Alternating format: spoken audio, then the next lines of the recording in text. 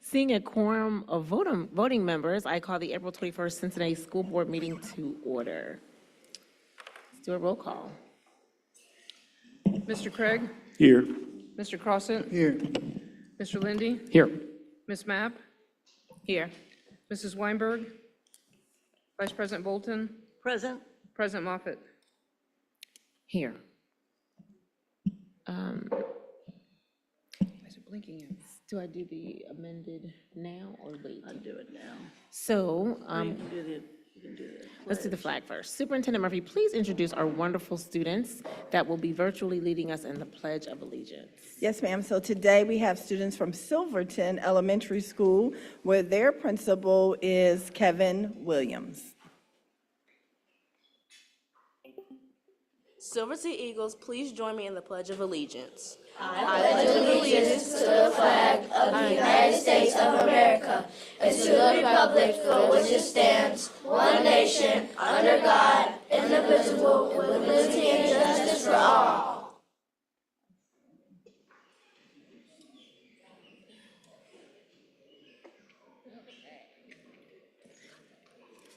So, thank you.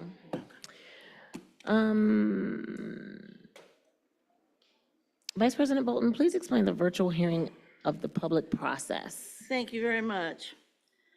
Members of the public who are online and wish to speak during the hearing of the public this evening may do so by clicking the chat button now. The chat feature will be open for your requests for 5 minutes. If you would like a direct response to your questions, please make sure to share your name, your affiliation to the district, your school community, your topic, and your contact information. Thank you. And I'm going to need a motion to adjust the agenda for this evening to allow our guests, the Aiken boys basketball team, to be moved up in the agenda a little bit so that we can celebrate them. And I know it's a school night. I don't want you all to be out here too late. So we're going to, I need a motion to adjust the evening's agenda. So moved, making the agenda change in order to honor the Aiken Falcons. Is there a second? Second. Thank you. The motion is approved. Oh, I'm sorry. It's approved by me, but we got to vote. You know how you're going to vote. Treasurer Wagner. Mr. Craig? Yes. Mr. Crossett? Yes. Mr. Lindy? Yep. Ms. Mapp? Yes. Vice President Bolton? Yes. President Moffitt? Yes. Tonight's agenda is approved as adjusted. So let's have our wonderful 2025 Aiken historic basketball team come up as we celebrate your season. Coach Black, we're going to need you to introduce everyone. Come on down. We need you all to clap them up.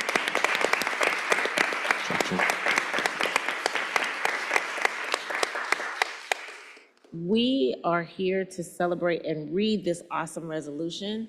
Let's see, board members, we're going to present this to the coach, and we're also going to present each of the players and take a picture with each of them, and then we're going to take a collective picture. So describe to us how you all made history, and then we're going to read our resolution. Okay. We got a great group of student athletes, so they all bought into the mission. And this was probably a 2-year process. Most of these guys been here the previous year as well. So it was just a 2-year process of commitment and dedication to the craft, and just putting a great coaching staff around us with student athletes and parents that were all engaged. And we went off into this year and we started off 21-0, and we never imagined to even be that. And we just took it one game at a time and just appreciated each opportunity we had together. And we would always say before every game that we want to go 1-0 each night, and that was the goal. And then once we lost in our last game of the season, it kind of motivated us to make a run in the tournament and get that revenge game against the Trotwood team that we did see before we made it to the Final Four. And then after that, it was just like we just kept going. We beat Sandusky, and then we got to Louisville, made a historic comeback, and just fell 2 points short. So a historic season, but these guys were historic every day with their approach and just their commitment to being great and doing something phenomenal for just the school culture itself. So that's how we got to where we made it. Thank you. Board members, do you all have anything that you'd like to say or add? Board Member Craig?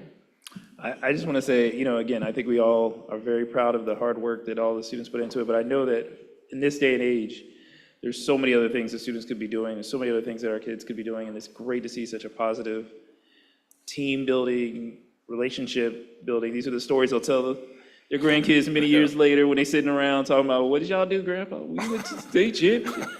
Yeah. Those are the things that happen now. So I'm very proud of all the hard work you all did, and very proud of the great example you set for CPS. Thank you. Any other board members? Board Member Lundy? I just want to say congratulations. What an incredible season that's been. And thank you for sharing your time and energy with our young people. Thank you all for the work you did together and with this team. And thank you for bringing such hope, optimism to this room. So thank you. Thank you. Vice President Bolton? Yes, thank you. Second to all of the things that my colleagues have said, and more particularly like to second everything that I have heard in the neighborhood and also among the alums. I date myself significantly by telling you that I am so old that I graduated from Aiken in 1969.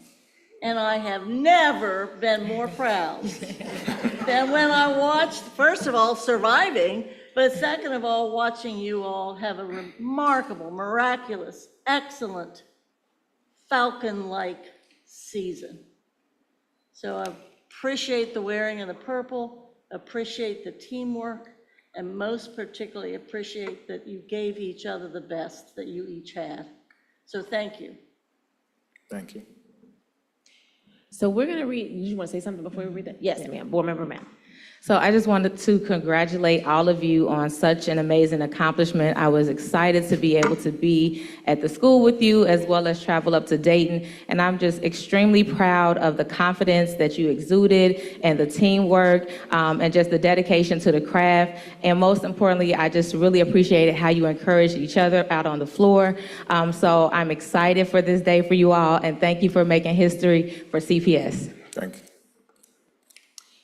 We have a resolution. Ben, we're going to, before we actually present it to you, we're going to read it to you. So let's have all the gentlemen come up so you can hear us.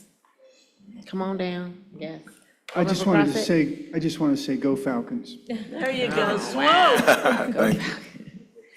We are super proud of you. And I'm going to tell you, what you all did was definitely historic. You all got a lot of Aiken alums awake that were not awake. My mom graduated in 1970, and she was running around talking about swoop too. So you all ignited the city. The mayor gave you videos. They did a video call, and they had to show the video in 3 different sections because it was just awesome. To the coaches, you all did this. You all poured into these young men goodness, and you got it back. So thank you for all you do, all you do. So we're gonna read this resolution to you, and then we're gonna come up, we have a copy of it. I know it might not seem like kind of fun, but it's actually a pretty big deal. And then we're gonna take a picture. Is that okay? Yep. Y'all don't look excited, is that okay? Board Member Matt. All right, a resolution celebrating Aiken boys basketball historic 2024-2025 season. Whereas the Board of Education is proud to celebrate the Aiken Falcon boys basketball team on an outstanding 24-25 season, and whereas the Falcons had a regular season record of 21-1, losing only 1 close game at Trotwood Madison. Aiken swept the Cincinnati Metro Athletic Conference, CMAC, winning every conference game to become back-to-back CMAC conference champions. By winning the first 21 games of the season, the Falcons achieved the best start in school history and the best start in CMAC history. And Whereas Aiken cruised through its first few Division III playoff games against Talawanda, Ross, and Bellbrook before defeating the LaSalle Lancers 56-55 on a last-second go-ahead free throw. Next, the Falcons avenged their regular season loss by beating Trotwood Madison 71-50 at Xavier University's Cintas Center to move into the state semifinals. And whereas on March 16th, the Falcons prevailed in a comeback win against Sandusky before a large crowd at Wright State University's Nutter Center, becoming the only Cincinnati area boys basketball team to compete in a state championship game in 2025. On March 21st, at University of Dayton Arena, the Aiken boys were the pride of Cincinnati as they fought back from a 19-point deficit in the first half, losing by just 2 points to the Louisville Leopards. And whereas the team achieved numerous individual awards and honors, including Jaden Arnold, who was named the Ohio High School Basketball Coaches Association Player of the Year and All-Ohio First Team.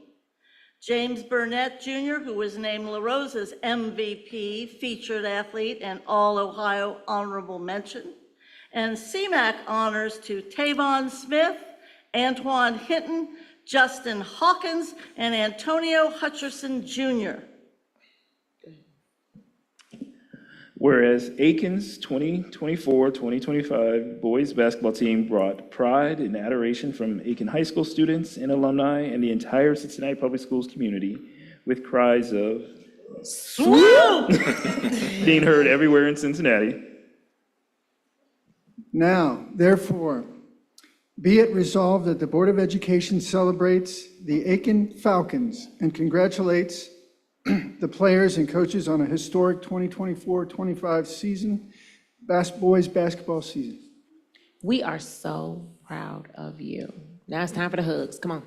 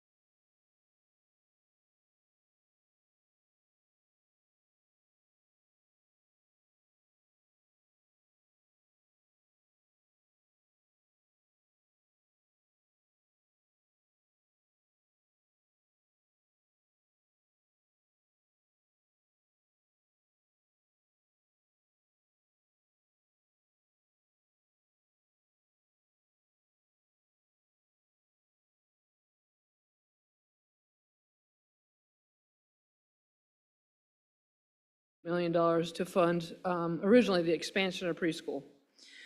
And that is shared with Cincinnati Preschool Promise Organization with Cincinnati Public Schools participating as well. So from the feedback I received, after various conversations, we came down to one of two choices. One is, well, actually three. One is to continue at a $48 million fixed sum levy at a 5-year cycle, so it's just a straight renewal. Two, continue as a $48 million on a 10-year cycle is a fixed sum levy. Or three, use the substitute levy. It still stays a fixed sum levy, but the advantage you get with the substitute is that you can get extra revenue for new construction. So it would increase the $48 million for the value of the new construction and any tips that would roll off. It's harder to explain to the public, but it's basically the same levy. It's just, it doesn't take the millage rate from the beginning of the levy from 2016 and those property values at $48 million. But it allows for new construction to be added onto that property-based value. The disadvantage of that is it might reduce our state share. That's it, yeah. Was that it? Okay. Unless you have other discussions. Do board members have any questions? This was a topic that we talked about at the last meeting. We're just bringing it back so that we can revisit this. We have got to make some decisions around the levy, so I figured we'll just keep talking about it until we come up with some answers. Any board members' questions? Okay, let's start at this end. Board member Matt. Thank you. So just a quick question. You spoke about the substitute levy option. So with that new construction money that would be added on, what would that, I guess, what would be like an ideal figure of what that additional money could look like?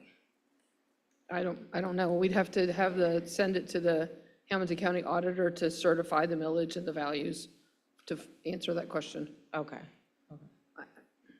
Off the top of my head, I don't know how much new value was added in the last 10 years.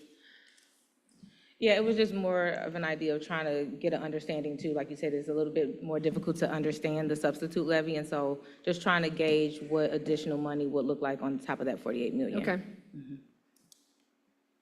So that's a question that you would like to be brought back as an assignment? That's fine. Yes. Okay. Board member Lindy? Thank you. My question was a process one. I wanted to just touch base again on when we're going to vote. I'm not advocating this be sooner or later. I just wanted it to be clear and announced in advance when we're going to vote on whatever we want to put on the ballot in November. I certainly, for my part, support a renewal. I certainly, for my part, support a renewal for 10 years. And if people want to argue for 5, I'm open, but that's where I am. I have similar questions about the substitute levy. I would want to know more about what range of outcomes could we see? Does it put it at risk if we put it on a ballot and call it something other than a renewal? Just to make it harder to pass for some reason. But if all we're doing is the 5-year or the 10-year, I certainly support the 10-year. But when are we going to vote on the decision? So I'm going to answer your question 2 different ways. It was unlikely that we would vote today, but we could have. I don't feel like we have enough information. I want to keep it on the agenda so that in the event everyone feels as if they have enough information, we could vote. I believe that is scheduled according to the schedule that I got from the treasurer and the superintendent to happen sometime in May. But my other part of answering the question is that still around the timeline that you all are thinking that we need to have a decision for to make a decision from the board in May or June? The Board of Elections, I think it's the Board of Elections that requires it to be approved, the first resolution to be approved by mid-January, 100 days, July. I was going to say, what happened? Lord. Okay. And then the second resolution, adopting the ballot language, has to be done 90 days before the election. So you have a little bit of time, but the sooner the better. It gives you more time to educate. So my thought, Board Member Lindy, was that we would discuss this in May, everyone get all the information that they needed by either the end of May or June, we have enough information to make a decision, get all of our questions answered. We're also, with the time constraint of our treasurer leaving too, we've got Mr. Guston coming on, but we also wanted to do some things around having the Treasurer Wagner here in the transition. So I believe we will be ready to make some decisions at the end of May. Thank you. Sure. Board Member Weinberg, did you have questions? Vice President Bolton. Yes, thank you very much, and thanks for keeping it on the agenda so that we get all the questions answered. I am supportive of the renewal, I am supportive of the 10-year, and I am supportive of the substitute version, and because I think we can't miss an opportunity for revenue. And also, I think it makes it clear for everybody that in many of these cases, we don't get more money, regardless of what happens regarding property values or whatever. I do think that the sooner we vote for it, the better, for an educational piece for the public. I think there's probably a consensus and probably some degree of unanimity about the renewal itself, and there might be some unanimity, I would think, about the 10-year for the reason that it fits in the schedule with the rest of the requests we're going to be making of the public in the next several years. That leapfrog could help us later on. I would like to ask the treasurer, knowing that she will be not necessarily present in the next couple of weeks, I would like the treasurer, and I think we have heard from the superintendent as well, but particularly from the treasurer, about what her recommendation is regarding the renewal, and to see if we have a partnership between the treasurer and the superintendent as to what, in your best judgment, is what you might be maybe proposing. I won't say recommending yet if we're not quite comfortable with recommendation, but where is the administration on this renewal? More money.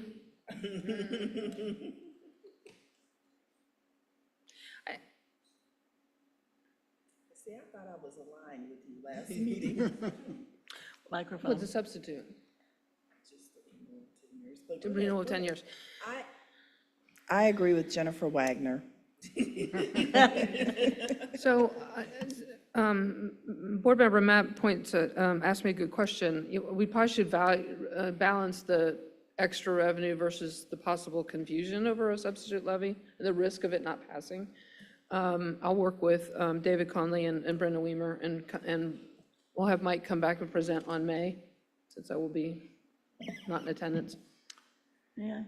Do you support the 10-year? Yes, Do you support that there should be a renewal? of course. Okay, well, I'm just saying. And the more money, is that asking for more money in the renewal, or is it asking for more money via the substitute? Even though we all know we do need more money and we need it as soon as we can get it.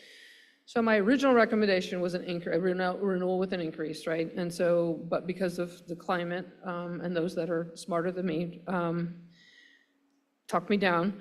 And so I would like us to go with a substitute. You can even make it continuing, so you're not coming back to the ballot. You can also do a 10-year, up to 10 years of substitute levy, and you can renew those as well. I just don't know how hard it is to sell a substitute levy, because I've never heard of anybody that's done it. But, so I'll get some more information on it. But that would be my preference. Anything that would gain more resources, since our other financial resources are shrinking. Thank you.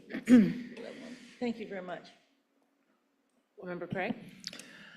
Well, I think, there's a consensus has been given to you, at least as far as the direction is, to a renewal with the amount that, that we were kind of at with the 10-year. I think, again, makes more sense, given we have other things that will be kind of flowing through those cycles.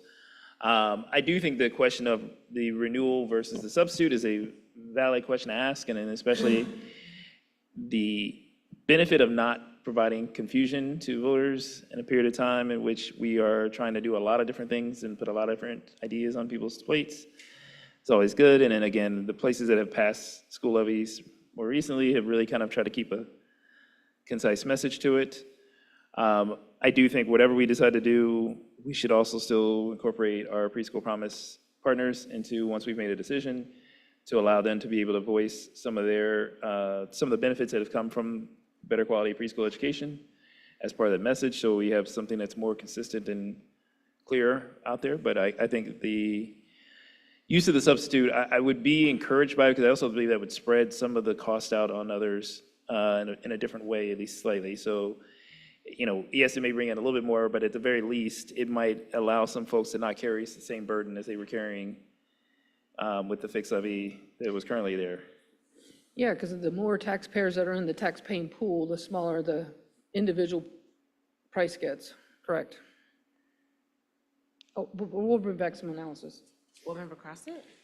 Yeah, I would support a 10-year renewal, and I think taking a little closer look at the substitute, give us some upside for some money. I also think that it'll take a little bit of extra communication with the public to get some understanding of that, but I do think, to Brandon's point, if it means that over that 10-year period, an individual taxpayer might pay less, or have their share might be less, would be a good selling point to get that adopted. So I'll go last. I'm for a 10-year because it matches what we've already done. I do think that as much as you have done an awesome job on our Just Ask Gens, people really, the messaging around levies is just still confusing to people. I think they think it's one levy. We just keep asking them for more money over and over again. So I think that will help with that. I'm for a substitute, and I'm even for the continuing. I may be a little different. I think I've been out already just talking to different people who have had their property taxes impacted, and they're just like, oh my God, I don't want more. So I'm also very interested in the income tax levy option as a way to get more money, and that we haven't really talked about. But I feel like I'm for a renewal, but I'm also for getting taxpayers to feel like we're trying to explore options. So I think a lot of it is messaging, and I think we'd have to ramp it up significantly, but what are your thoughts on an income? So an income tax levy would be a new levy. Right. This is a replacement. So if you went for an income tax in November, this one would expire. Well, I wasn't talking about in replacement of, I was talking about in addition to. Oh, okay. Yeah, so the advice that I received was shoot for next November for the income tax. Gives you more time to get it out there in public and get people to help people understand what it is and why you're doing what you're doing. In order to help fund the facility repair plan, that's up to what, 200 million now? And then whatever's going on with the third phase of the growth plan. You could, or you could take the income tax levy next year to do the increase of needs of operations because our revenues are not keeping pace with inflation. So we're just always in a state of cut. To the facility repair plan, you can couple those into an income tax levy. And then when the bond renewal comes up for renewal, you can go on the ballot to replace that for the growth plan. Okay, well, just since we're sharing thoughts, going back up in the next November just feels like, again, asking and asking and asking versus, and it defeats the purpose, which is what we said was the purpose of the 10-year. And then I would like some more information on that too. I definitely want our renewal levy, how that looks, substitute or continuing, but we need the money, but also additional ways that we could get money so that we're not taxing the taxpayers over and over again. And I think a more equitable spread feels like the income tax levy. Again, I just don't know the timing for that. That's the feedback that I'm getting from older Cincinnati residents that are just like, I want to do your renewal, but is there a way that we can make this a little bit more equitable? So I'd like to get the information. Okay. Any other questions? All right, thank you. Let's move on to our announcements and acknowledgements. I'm sorry, President. I'm sorry. Moffett, I have a question. Were we supposed to vote on the resolution for the Aiken students? Oh, you know what? We voted on the amendment of the agenda, but not the We didn't. resolution. We didn't. So I'm sorry. Let's vote on that. They're gone. They're probably at home right now, but let's vote on that. We need a motion to accept it. So moved. Second, Second. Treasurer Wagner. Mr. Craig? Yes. Mr. Crossett? Yes. Mr. Lindy? Yes. Ms. Mapp? Yes. Mrs. Weinberg? Yes. Vice President Bolton? Yes. I'm sorry. Yes, I did say that right. President Moffett? Yes. I'm sorry. I We thought were did just that. waiting to vote for Mrs. Weinberg to get here, so that was all. Thank you. Thank you, Board Member Craig. I like that save. He was waiting on you to get here. I was. So let's do, board members have any acknowledgements or announcements? I'd like to acknowledge the Aiken basketball team. This is a night of comedy. All right, I love that. Thank you. And you want to say it again? Is that what this is? Swoops. Don't encourage it. I'll calm down. All right, announcements So proud. and kudos from the board members.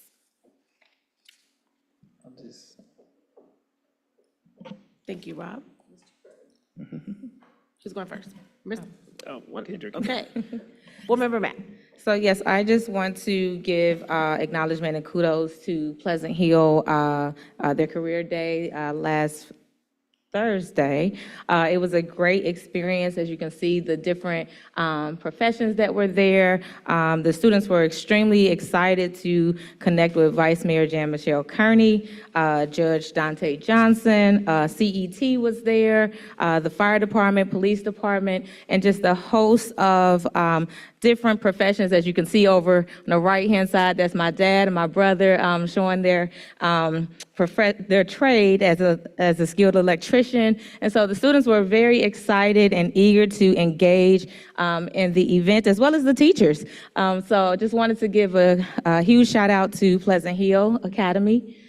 And then I also wanted to acknowledge Dater Montessori for their Unity Fair and their Literacy Night. And so with the Unity Fair, the students and families were able to experience the different traditions and customs of the families that attend the school. And so we were excited to experience food from all over, from North America, South America. We had musicians from really highlighting their tradition from Ireland. And then you see my children in the middle for Literacy Night as well.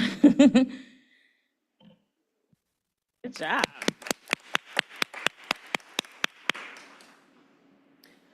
Board Member Craig? Yeah, so I will keep it short because I only have really one, and it's actually kind of a kudos. This I believe it's Thursday, the 24th, we will have the citywide art show and the award ceremony for it. And so I'm actually giving this kudos because my mom let me know that my niece is actually one of the folks who is winning an award. Oh. So I wanted to give a shout out to that because I can't go home if I don't. But that was just my little shout out there.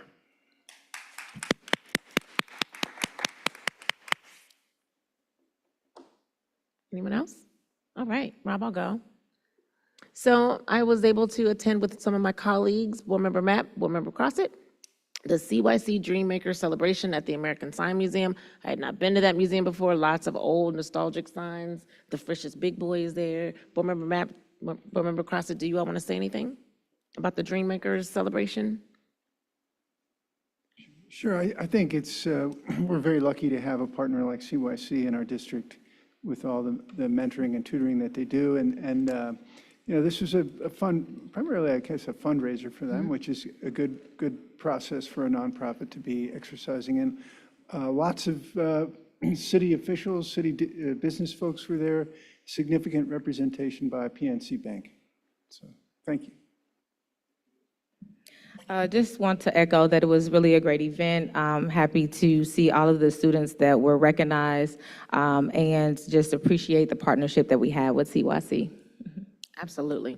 And the food was great. They had food stations. I have to talk about the food. It was great. So thank you to CYC for all that you do.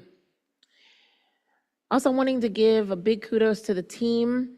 CPS had the 22nd Century Conference. I was able to attend. Board member Craig spoke at the event, along with board member Mapp was in attendance, and the mayor came and gave a proclamation to the superintendent. I'm sure she's gonna have more pictures, but I just really thought that some of these pictures were just really cool, with like the little teacher, the balloon teacher up in the top. That was just so cool. And then Congressman Landsman also spoke, and if you look at the right side, Dater Culinary Program cooked light bites for the event. I'm super excited. And Aiken provided their coffee. Here's a quick video of what I saw, and they taught me. Let's see. Thank you so much for being here. You're so very welcome. We are so excited to see our young people showcasing their talents. Yeah, and there is so much talent at Dater in the culinary, not outside of the culinary, but in the culinary department itself. Like, Absolutely. Phenomenal. Future chefs. all, yeah, everything. It's always funny because everybody always asks me, like, what do you cook or what are you cooking today? They're doing the cooking. They do all the work. I love it. They just make me look good. All right, CPS finest. This is going on in Dater School, so I wanted to make sure that we highlighted that. Aiken provided the coffee for the entire event. Dater fed with little light bites. I'm just super proud of what's going on, and it was a great day. I'm sure the superintendent's going to have more information, but I wanted to share that, and thank you to the teams.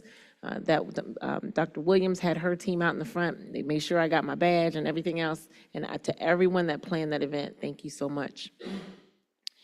Next, oh, well, we could do that. And I was informed, I did not attend this one, but students from Aiken, Hughes, SCPA, Taft, and Woodward spent the day at Wilberforce University, where they had the opportunity to perform with the university band. And they enjoyed a whole day on campus, and apparently they rocked it when it was their turn to play. So congratulations to Aiken, Hughes, SCPA, Taft, and Woodward bands. Congratulations for Band Day.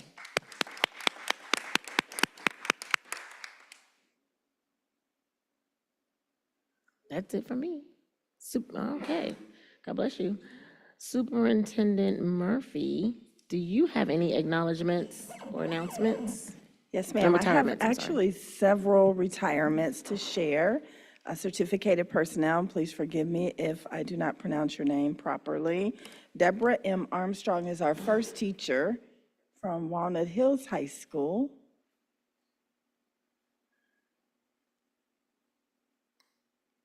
Followed by Alan C. Barrett, another teacher at Walnut Hills High School. Denise M. Benj, a psychologist with the Department of Student Services. Susan M. Best, who is a teacher at Parker Woods Montessori. Laura Black Nazarene, an intervention specialist at Winton Hills Academy. Thomas W. Blair, a Class 3 substitute teacher. Lisa Brunsman, an intervention specialist at Hughes STEM High School. Vincent J. Sciarella,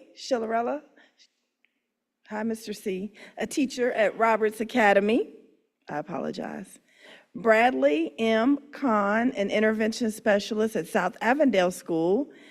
Debbie J. Couch, a teacher at Mount Washington School. Julie L. Delacave, a teacher at Winton Hills Academy. Kenneth J. Demand, a teacher at Fairview Clifton German Language School. Melissa A. Estelle, an intervention specialist at Woodford Academy. Susan D. Foster, an intervention specialist at Clark Montessori High School. Dorena A. Fox, a teacher at Walnut Hills High School. Christopher F. Grofer, a psychologist with the Department of Student Services.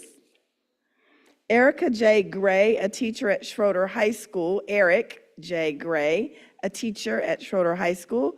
Vicki C. Gray, a teacher at the School for Creative and Performing Arts. Amy Ganells, a teacher, mentor, evaluator.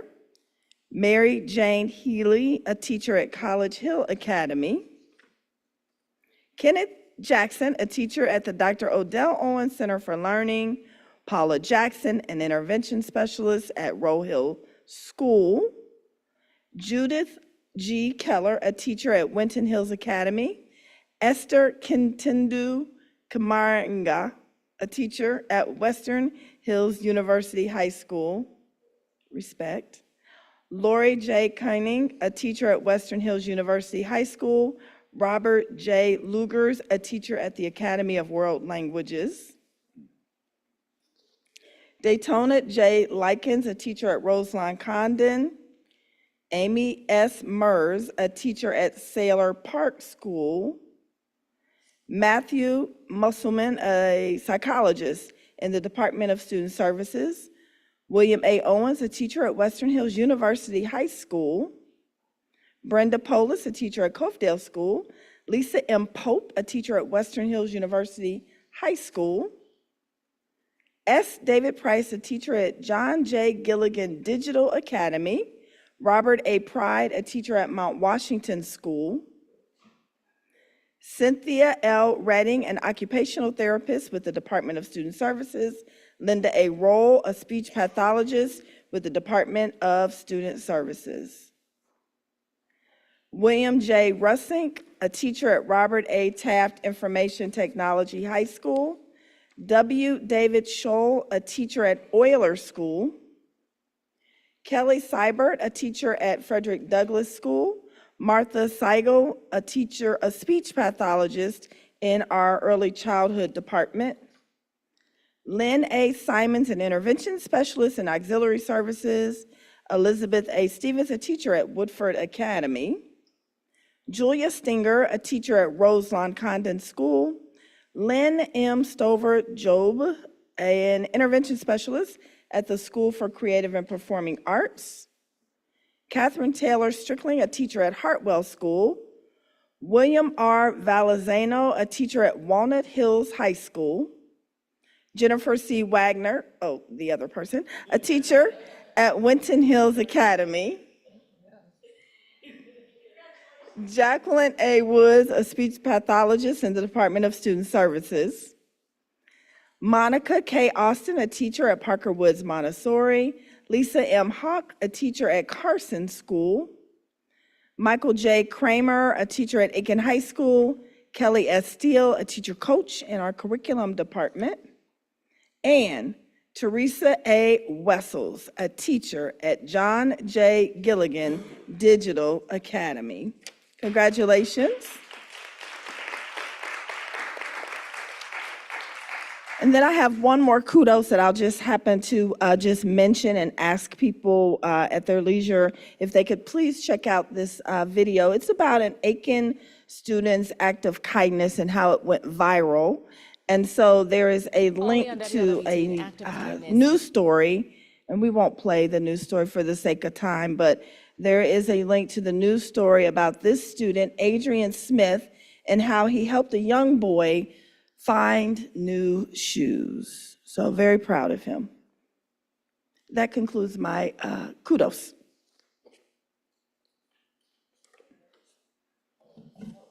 We're not playing the video. I'm sorry, I thought we were playing the video.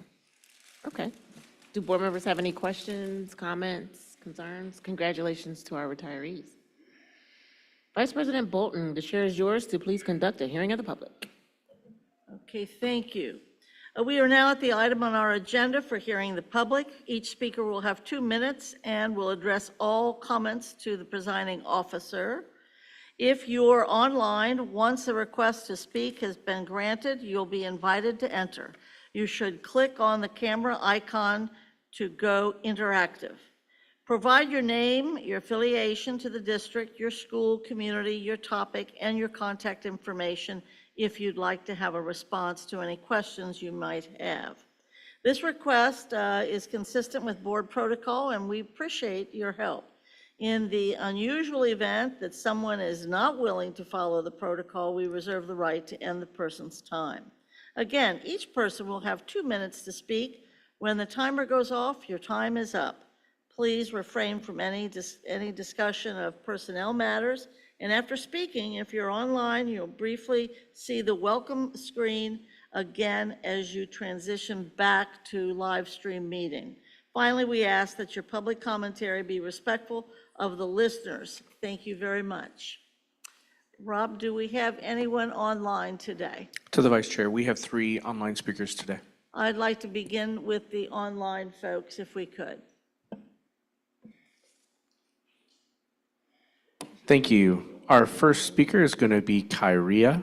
Kyria, you're welcome to unmute your camera and microphone, and please, you have 2 minutes.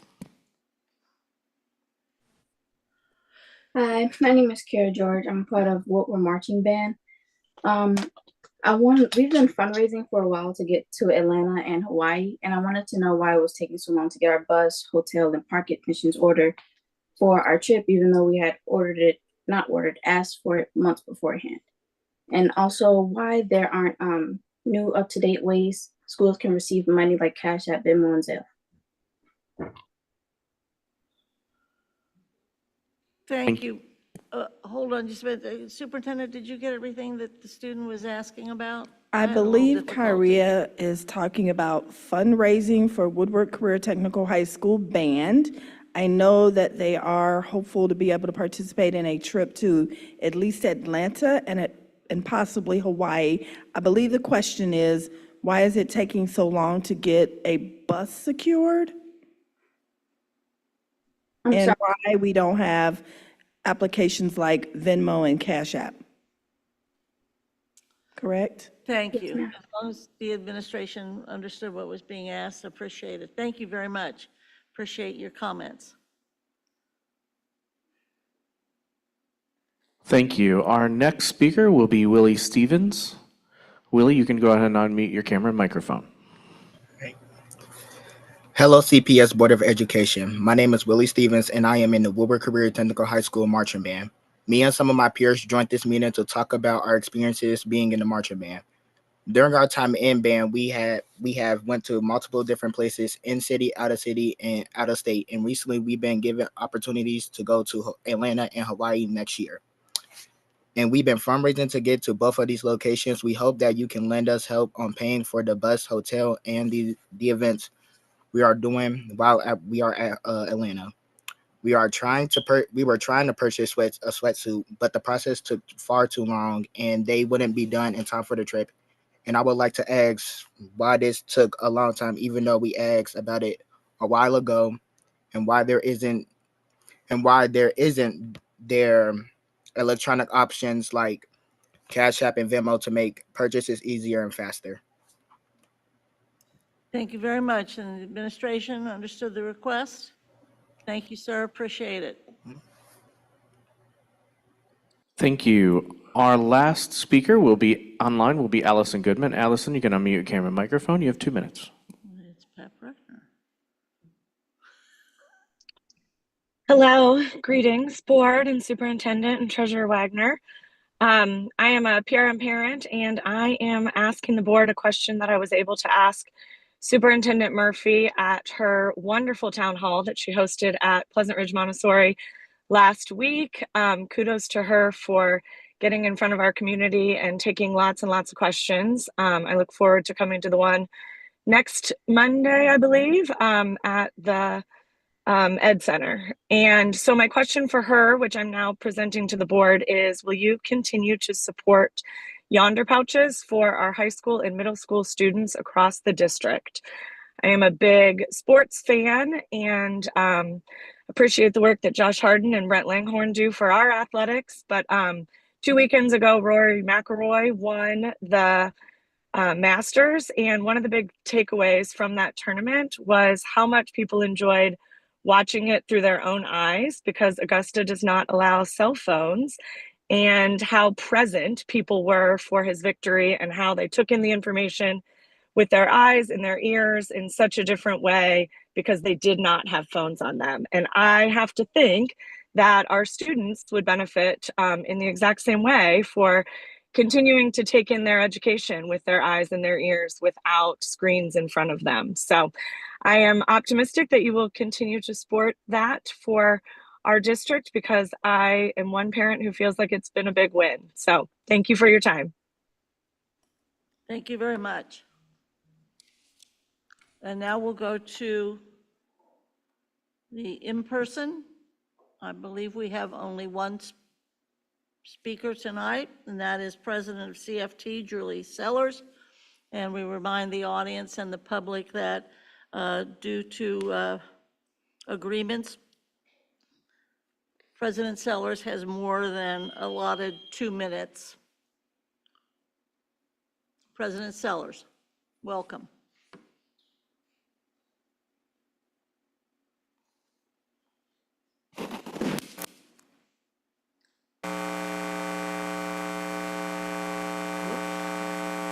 That's not good.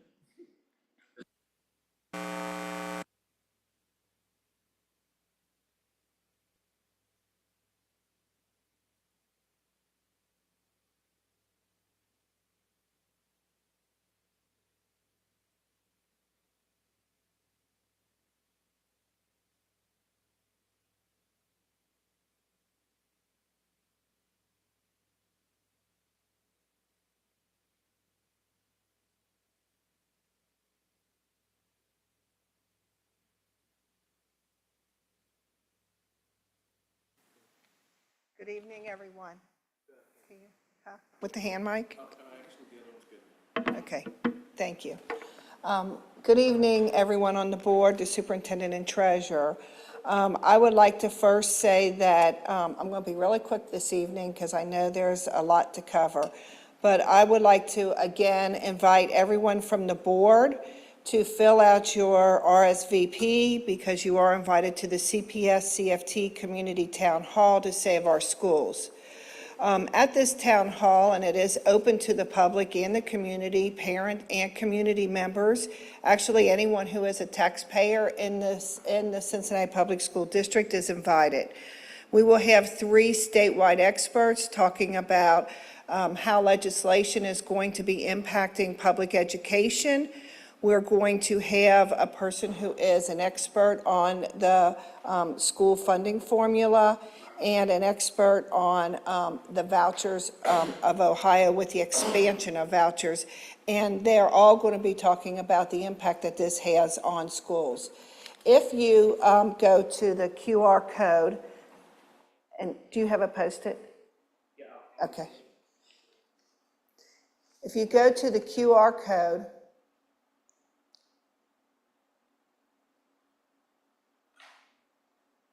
from your screen, you can scan it right there to register. Anybody who is a board member, you can scan it right from the QR code. There are flyers over here on the table if you have not already registered. The second thing tonight, I hope everybody can make it, that is Tuesday, May the 6th, from 6 to 7:30, right here in the ILC at the Board of Education building. I think this is an opportunity you do not want to miss, and there will be plenty of audience Q&A. The next thing I want to say is that STRS board has just voted to reduce the number of years of service for any certificated staff to 32 years. So the information was sent out on Friday to STRS members, but I would just like to say this is teachers and administrators. And so we want to make sure that the district and the board knows that there are more certificated employees who would be eligible for retirement for next year. So those are the 2 announcements that I would like to make this evening, and that's it. Thank you. Thank you, President Sellers. That concludes the hearing of the public. Thank you. Superintendent Murphy and Treasurer Wagner will be presenting the fiscal year 2026 budget update. I think I'll just start by letting the board and the public know that the senior leadership team has spent many weeks on working on the fiscal year 26 budget. You'll hear in this presentation a lot about our process and where we are now and what our next steps will be and how we have tried to work to begin to prioritize meeting the budget by the time that we established earlier. So I think Jen is going to carry the weight. Happy to, thank you. Flip slides.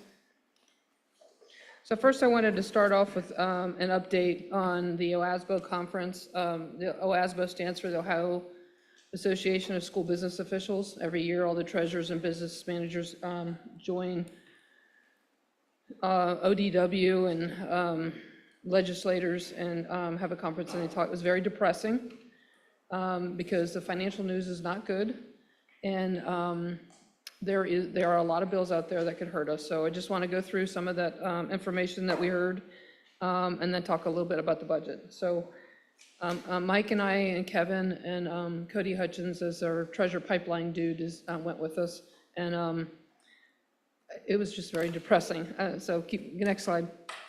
So this is where we stand. We're right in the middle of the House bill that was the substitute House bill that was passed on April 9th while we were all out in Columbus. And it's headed to the Senate to work on their version. They'll go into conference committee sometime in May and June, and then vote on hopefully a final budget by the end of June. Next slide. So I can't stress enough about the dire circumstances we can find ourselves in if these things move forward. So we don't know what the Senate is going to do with the budget bill. The current House bill, well, I'll go into that in a minute. Senate Bill 66 is the one I'm most worried about because we could lose $21 million in revenue immediately if they change the 20 mil floor calculation, if they use the fixed sum levy millage into that calculation. And the reason I'm so worried about this is because there's actually 3 bills out there that modify this calculation, so that it tells me there's a lot of support on both sides of the House.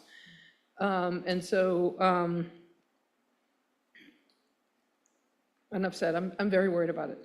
House Bill 89 decreases, it's a temporary decrease of property taxes. We don't really know, it's just been introduced, we don't really know anything on that yet. House Bill 186 is similar to Senate Bill 66. What it does is it uses a 3-year inflation, they call it an index or inflator adjuster, and that too is something, it caps how much you could earn on the 20 mil floor. House Bill 129 eliminates the ability to reallocate inside millage. You know, one of our local districts tried to do that and they had to reverse it because the public, what it is just an increase in tax without a vote, and not good. We would never try that, so I'm not concerned about that. House Bill 28 is where they're eliminating the replacement levy. It did pass the House and is moving into the next step. Had we chosen to use a replacement levy, the $48 million, we would have received an extra $24 million because it takes you back up to your original millage calculation. So in House Bill 920, in order to combat inflation and increase property values, on fixed sum levies, it reduces your, I'm sorry, not on fixed sum levies, on fixed rate levies, it reduces the millage rate if property values go up, so that on that particular levy, you collect about what the public approved. So it prevents the revenues from growing and creating more pain on the public. They call it the House reduction factor. So as your fixed rate millage is reduced because property values are going up and you go underneath that 20 mil floor, the replacement levy would take those, the levy that was passed, it would go back to the original millage that it was passed at. So our, this one I think is 5.4 now. It started out at 8 mils. And so the replacement levy would take it back up to the 8 mils, so we would get that much more revenue instead of 48 million. Does that make sense? I know I mixed my words a little bit. But so a replacement levy was a good strategy to have, but they're eliminating Ohio districts from being able to do that anymore.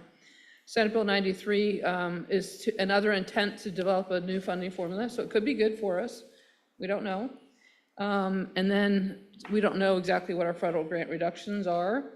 I think the next slide shows a summary of a conference that was going on at the same time we were at OASBO. It was the state and federal conference.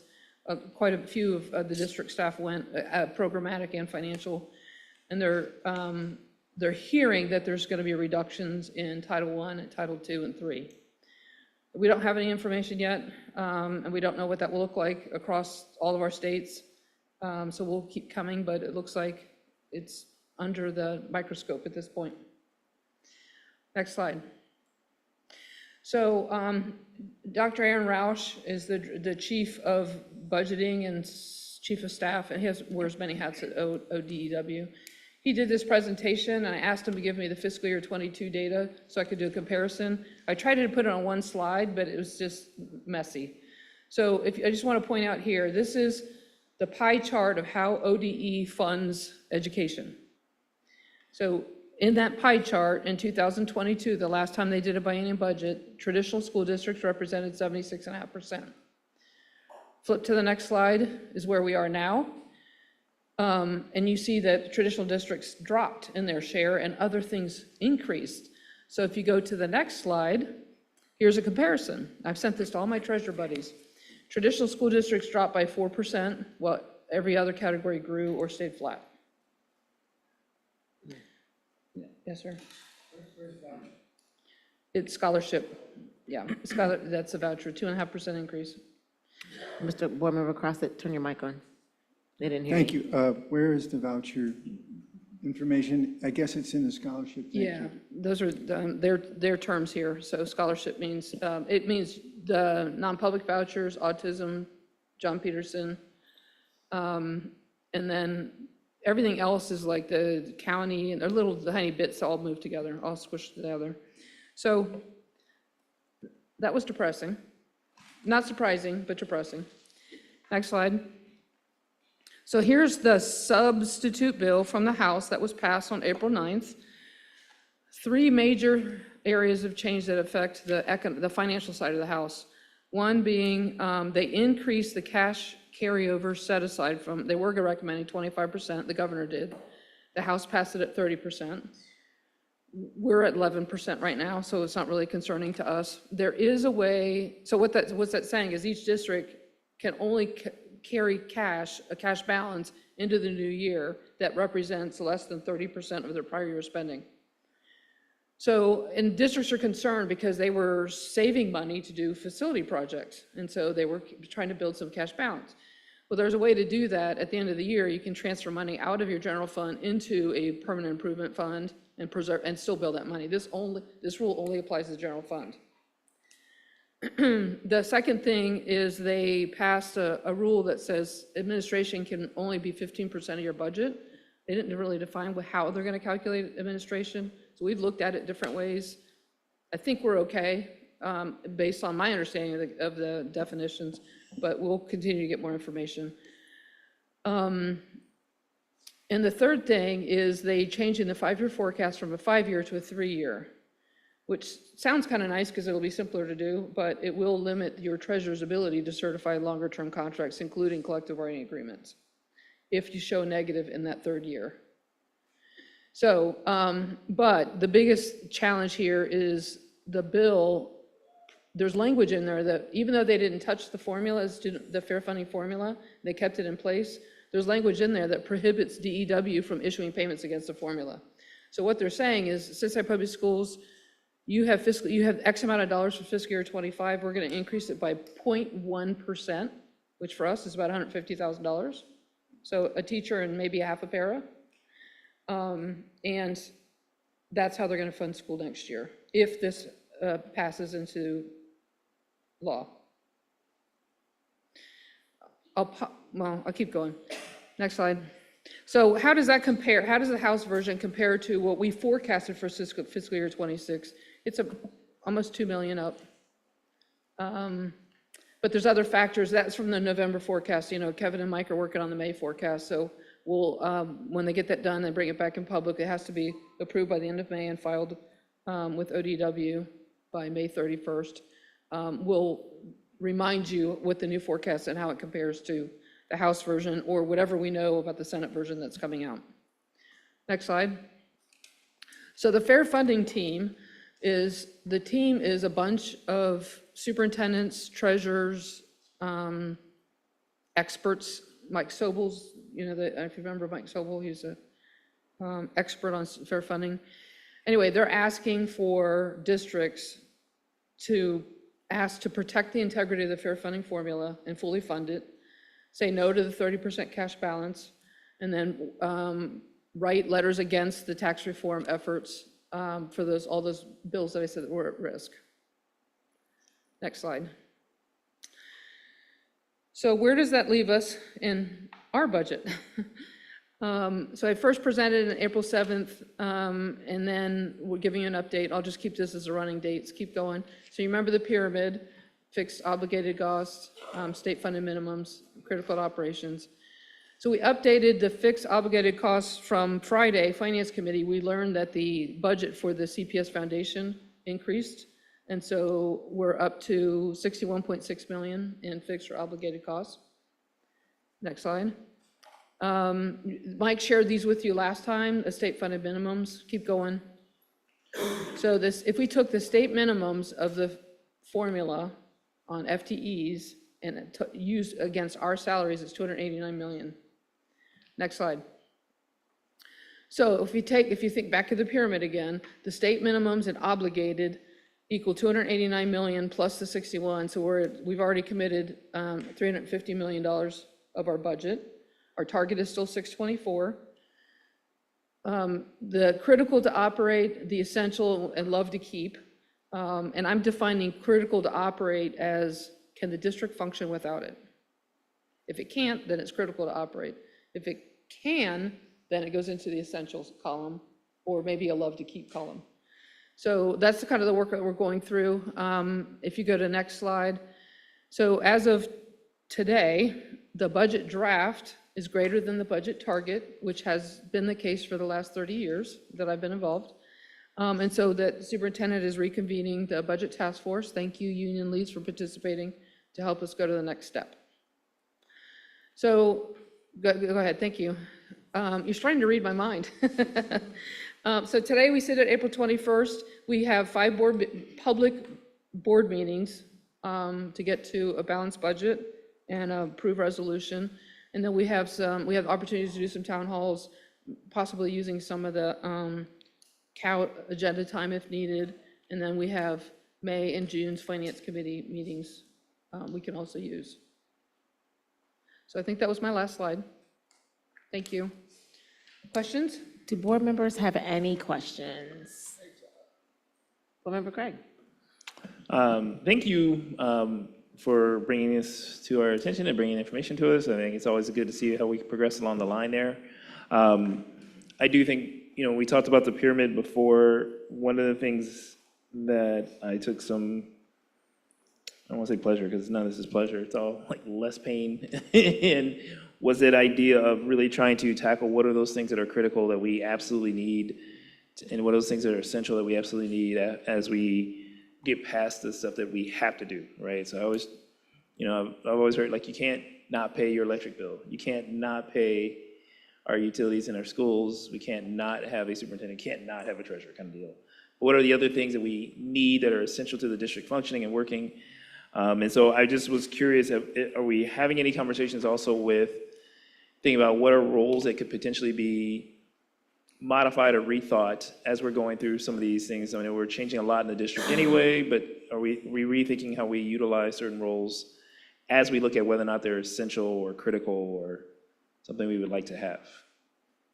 Absolutely. So the senior leadership team has spent the past several weeks, including Treasurer Wagner, incoming Treasurer Mike Gustin, working through what we currently have in place, thinking about what kind of work could be consolidated, what work could be eliminated, changed, adjusted, all of that. And so where we started out around $51 million to date, and we don't believe everything will stick necessarily. We are about 32 million. And so we're constantly working through that. It's great to have a few more trusted eyes on the process as we continue this tomorrow. And then I will just add to that some of these cuts are pretty devastating to individual departments. But so I'll give you some examples of what I'm saying about critical nature. So if you think of transportation, the state requires us to transport K-8, right? And so can we operate with only transporting K-8? Yes, our attendance probably would be horrible in high school, but we could operate that way. So that would come, the 912 would become more of a essential or critical. So there's another example that I came up with is the software that we use to build the budgets, levy. Can we function as a district without that software cost? Yes, we can go back to Excel spreadsheets. The accuracy and the quality of the budget would suffer greatly, but and it's not a real expensive software application. But that's just an example. We're actually going into that level of weeds to determine whether it's critical to have, or is it something we could live without. And I think, you know, again, as we go through to figure out, it is not to say that if something is not essential that it won't get done. It's to say that you have to start with those things that are absolutely necessary to make sure the district stays working and build upon it. I think the other question I would have is just, are we looking at that from all sides of how the district operates? Because I think we've done a lot of cuts to central office over the years, and there's not much left in central office to cut outside of things that are probably pretty essential or pretty critical to the district functioning and working well. So I just hope that we're also looking at ways to be innovative, even in our schools, and thinking about some of those roles and positions.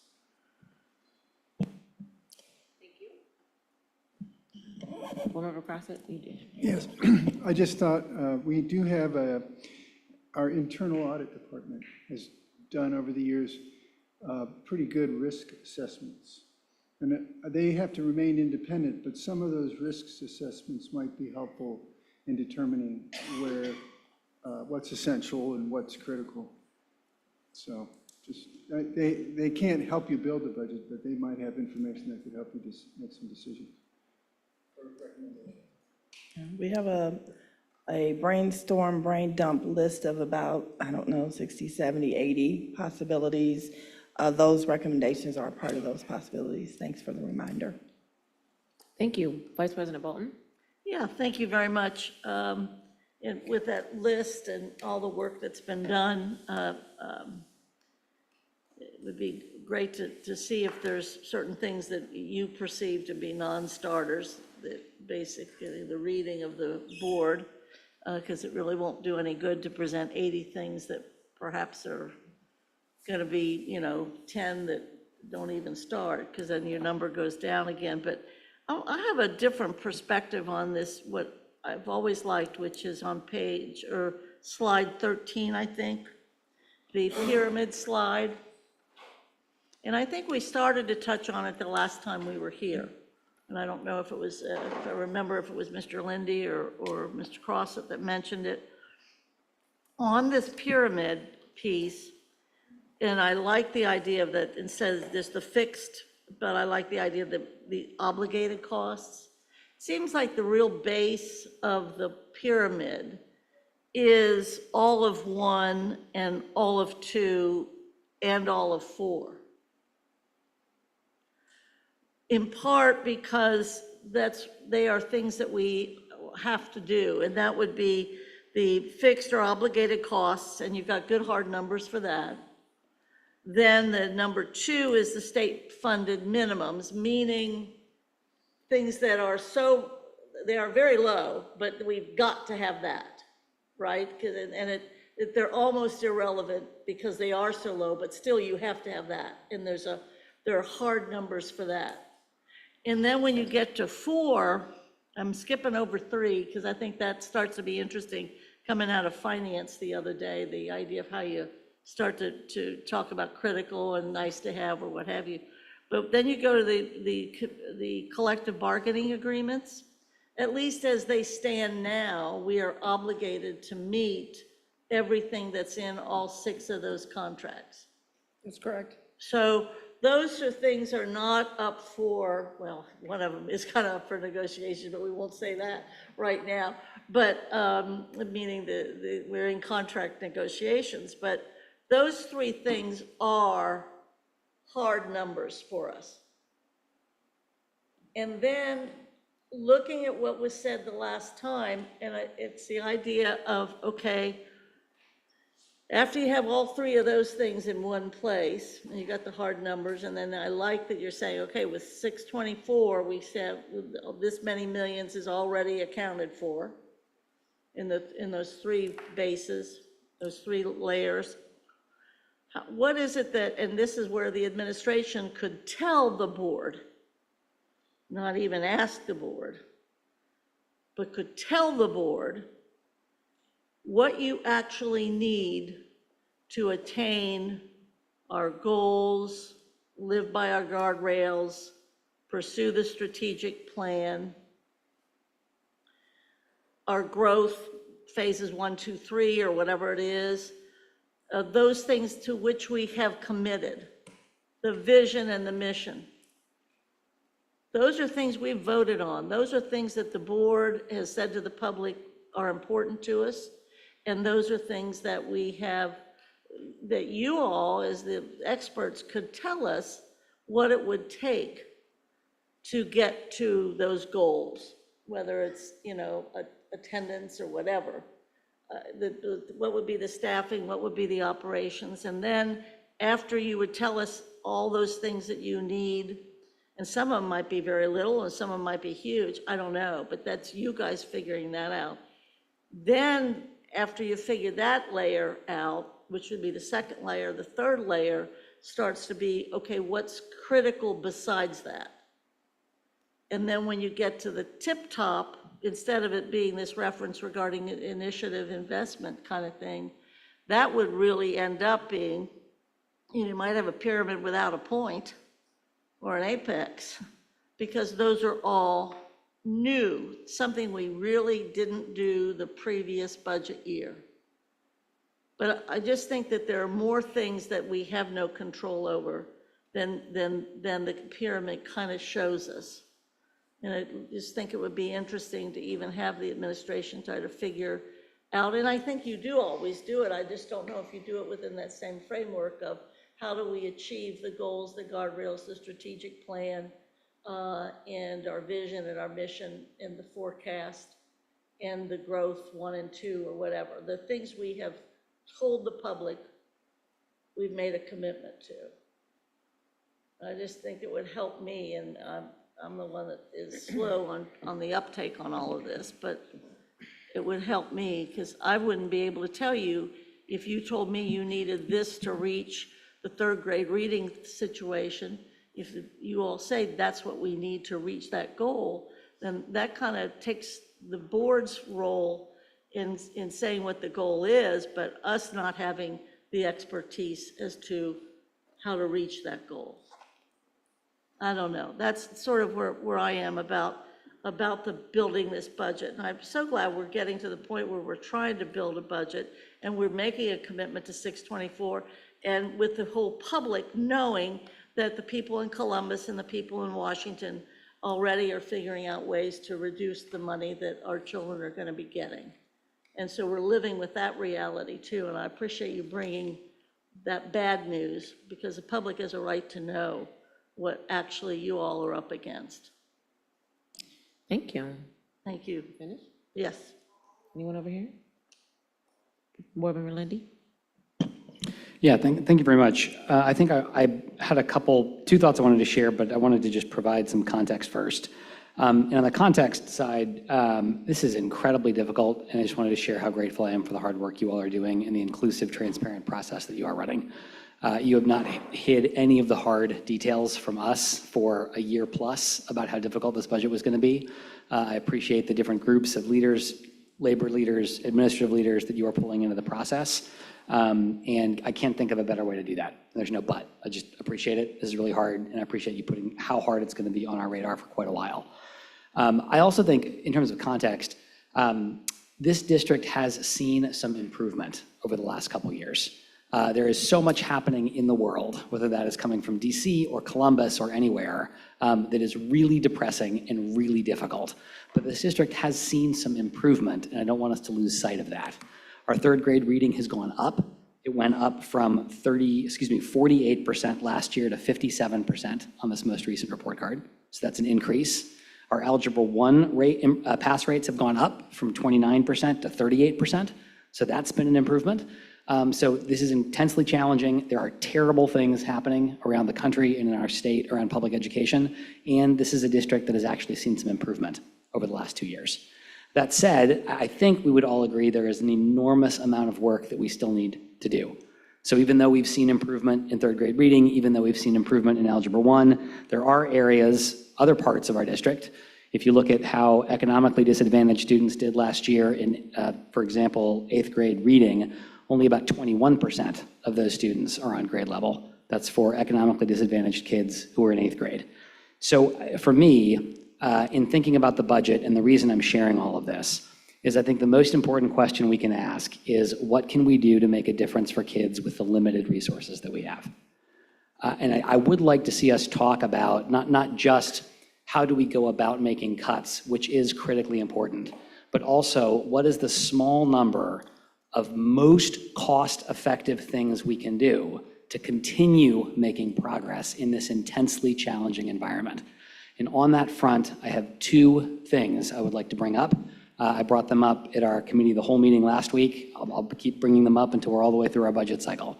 But the first is, are we doing everything we can to ensure that the high-quality instructional materials that this board has adopted are being used in classrooms? I think this is a really important issue to focus on, not just because it makes a difference, but because it is incredibly cost-effective. We have already spent millions and millions and millions of dollars buying really good materials. We have data that shows that they're not being used nearly as much as they should be used. And good research, not just my opinion, shows that this is a very cost-effective way of making a difference for kids. I'll just share one statistic and then we can keep moving. But the Center for American Progress, and this is a Democratic-leaning think tank out of DC, has found that using high-quality instructional materials is 40 times as cost-effective as a class size reduction. So these are opportunities to continue making a difference for kids that don't necessarily need to be incredibly expensive. The second, we can talk more about this another evening, but not all of our subject areas and not all of our schools, I think, need the same level of support to see improvement for students. And so I would like to see us do something with how are we encouraging, how are we offering extra compensation to those strong principals, strong teachers who are willing to work in our highest need schools and our highest need subject areas. So there's more to discuss, but you have asked so thoughtfully, both, I think, Superintendent Murphy and Treasurer Wagner, about where do we have perspectives as board members. And the more I thought about this, the more I've been thinking I actually do have a perspective on these 2 issues. I wanted to make sure I shared them with you, and I hope we can continue making progress and building off what we've seen these last few years. Thank you. Thank you. Board Member Crossett? I just wanted to get some clarification on what Board Member Bolton was saying. But before I do that, thank you for all the amazing hard work in your team. I know it's a very difficult challenge this year. And also I want to thank Board Member Lindy for the comments that you just made, that we have to continue to try to do something to improve our outcomes with less resources, is what we're faced with. But I think I just want to clarify. So Board Member Bolton, you were asking for them to put together a budget, but also put together how much more money it takes to achieve our goals, because our budget isn't enough money to achieve our goals. Is that what you were suggesting?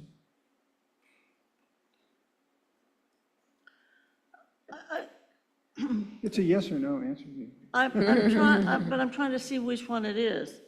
In other words, if our budget is 624, but to achieve our goals, they might come back and say, we don't have the money, but if we, in a dream world, to achieve our goals, we might need 700 million. Is that what you're asking? No. No, then the answer is no. What I'm looking for is that we've made a commitment to 624 for the general fund. But one area where we're not terribly transparent is that we're not being very transparent about what is going to be required regarding personnel costs and savings. We are not being transparent about that. And I understand why, because it sets the grass fires going. And okay, so we have that, but there's also Besides the general fund budget, as we know, there are also many other issues besides there are parts of revenue or what have you than just what it is that year that the property taxes are producing, whether it's our carryover or whether it's other sources or funds that we have not tapped into for various reasons. So the 624 is a number I can live with. We've had a relatively flat budget for a number of years, and that's to the credit of a number of boards and certainly to the administration, over a number of superintendents and frankly, one treasurer. We've had a very flat budget. And that's why we haven't gone for new money in over 8 years. Okay, I understand. Okay, but it's not that, I'm not asking what the dream is. What I'm asking for is after we finish all this stuff that we know what the number is, which is those 3 items, which is the obligated and the state minimum and the collective bargaining agreement. After we have that number, what is it that they need to still be able to achieve even minimally what we've established as our vision, mission, strategic plan, goals, and guardrails? Is there stuff that's part of that first base that helps you do that? And then besides that, what else do you need to achieve that? And then talk about what other things are critical, because we're going to find out we're spending a tremendous amount of money that has almost nothing to do with what our 5 goals.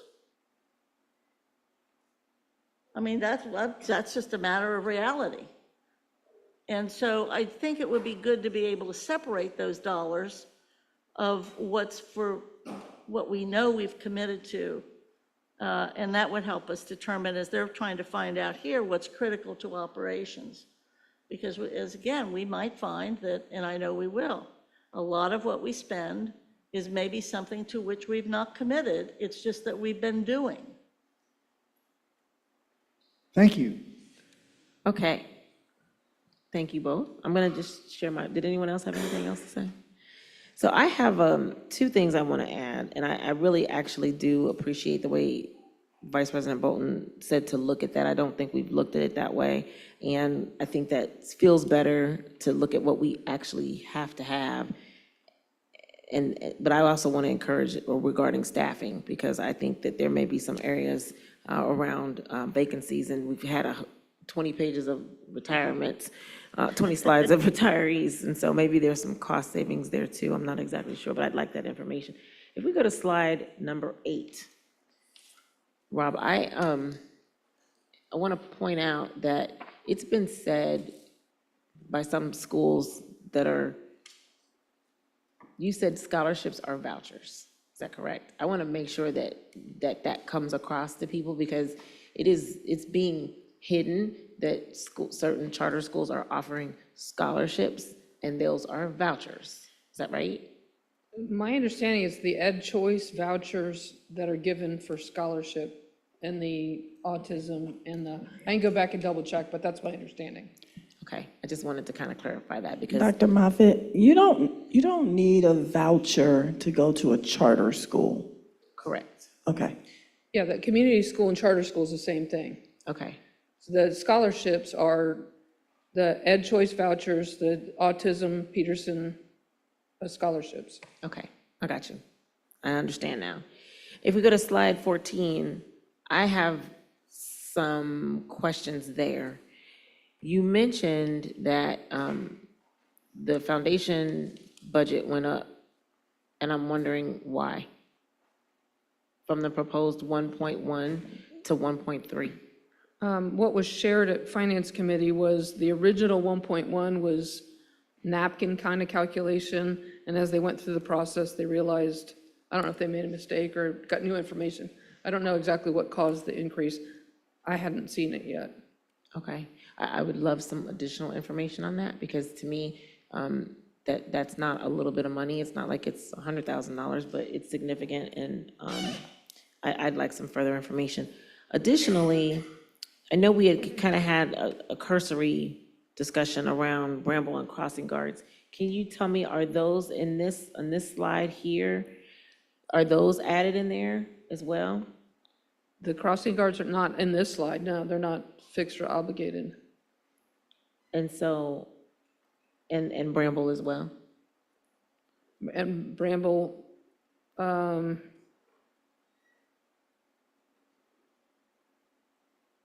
I'm just trying to figure out, we have definitely committed to those things, but we have the foundation here, we don't have Bramble, we don't have crossing guards, and the crossing guards should be just an additional difference between what we were paying and what it cost us now out of pocket, right? so, I mean, you're talking about the lab, the Montessori lab school when you say Bramble? Yes, I am. Okay. Yes, I will add that, thank you. So that number is really not, I think that's $2 million now that we are, the materials came in. And the crossing guards was an additional So we were- cost to us, But we which were I was paying like- estimating to be about $1 million. So it would be $3 million more to this slide. so it was like we were paying X number of dollars, and then we're having, since we brought them back, we're having to pay an additional amount, or it is an additional $1 million? Not an additional. It's an additional amount estimated because we have to pay a surcharge because of the salaries of the crossing guards. Okay. And then my other question is around, when you mentioned, you said something, and I tried to capture the slide that you said it in, but you mentioned the level of the weeds. I want it to be very clear, because it's clear to me that we're in a fiscal pickle, and we're having to make some difficult decisions. But I also think it's not clear that we're we're looking at vacancies, we're looking at hiring practices, we're looking at all of those things. We're also looking at transfers, we're looking at ways to do the same thing with less money, really, and that's all areas. And so I just think that needs to be, you mentioned level of the weeds, and you mentioned, when I've asked you before, we talk about making it very clear to people, but I just don't know if it's very clear what we're talking about with regard to all of these numbers. So I just wanted to get some additional data from you around those things that are not listed here, and then and have that brought back so that we have a clearer picture, and we're not just talking. One of the things I don't want to talk about is have everything be a package, but there's pieces to the package missing, or there's questions about it, and here we are under one impression, and it's not that. So foundation went up, and then the Montessori school, and then the vacancies. How much are the retirements saving us, if any? So we recalculate the average salary cost, because we have to budget the schools on average salaries.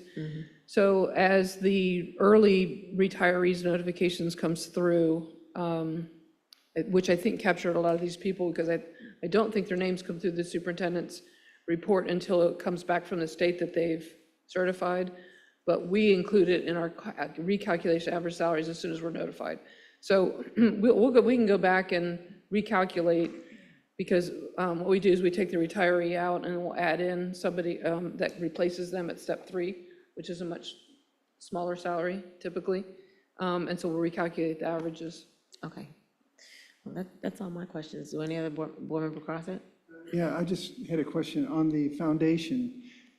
They have a goal to raise $2 million for the next fiscal year, and that money is used to pay CPS expenses. Is that $2 million of revenue in your calculation for the budget? No, because we're separate entities, and it will only help us if they pay for things that we're already paying for.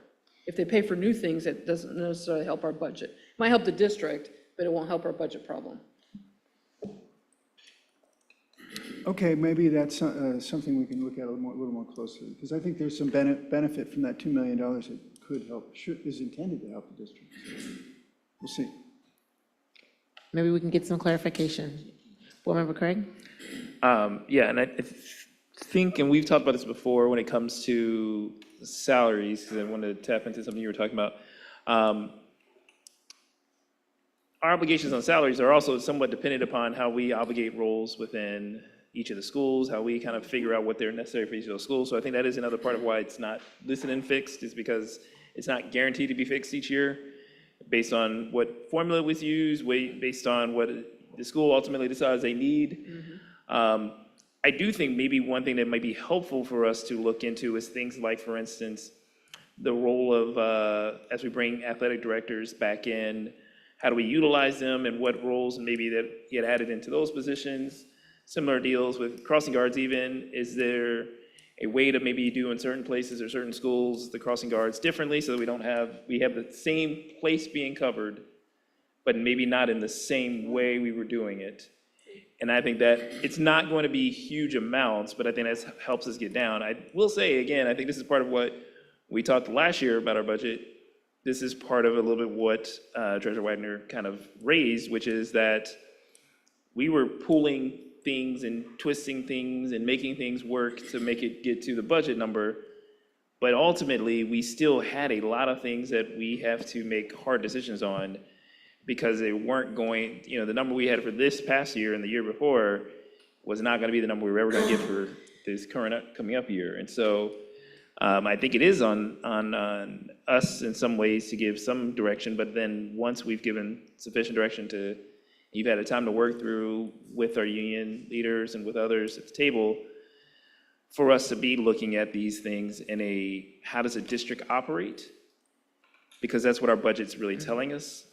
And maybe that gets a little bit to where Mr. Lindy was going also with that idea of if the budget's a reflection of these are the most important ways to get these results and these things done, then it will be a refreshing image that will have some pain, that will have some things that don't feel great, but needs to be kind of looked at. If it doesn't reflect that, if it's more a reflection of which dollar was easiest to do without anything else, I think maybe to Board Member Bolton's point, that won't necessarily be a reflection of how the district operates. And so I think you all bringing in the leaders and everyone else to really think through that part of it is a little bit more into that strategic side and then identify some of those critical things. The last thing I will say really quickly is I do think there is also maybe potential room for us as a board to give some direction as to, or some level, at some stage, we have to kind of give direction to the schools as to what they will have and won't have and kind of better understanding of what they need and don't need.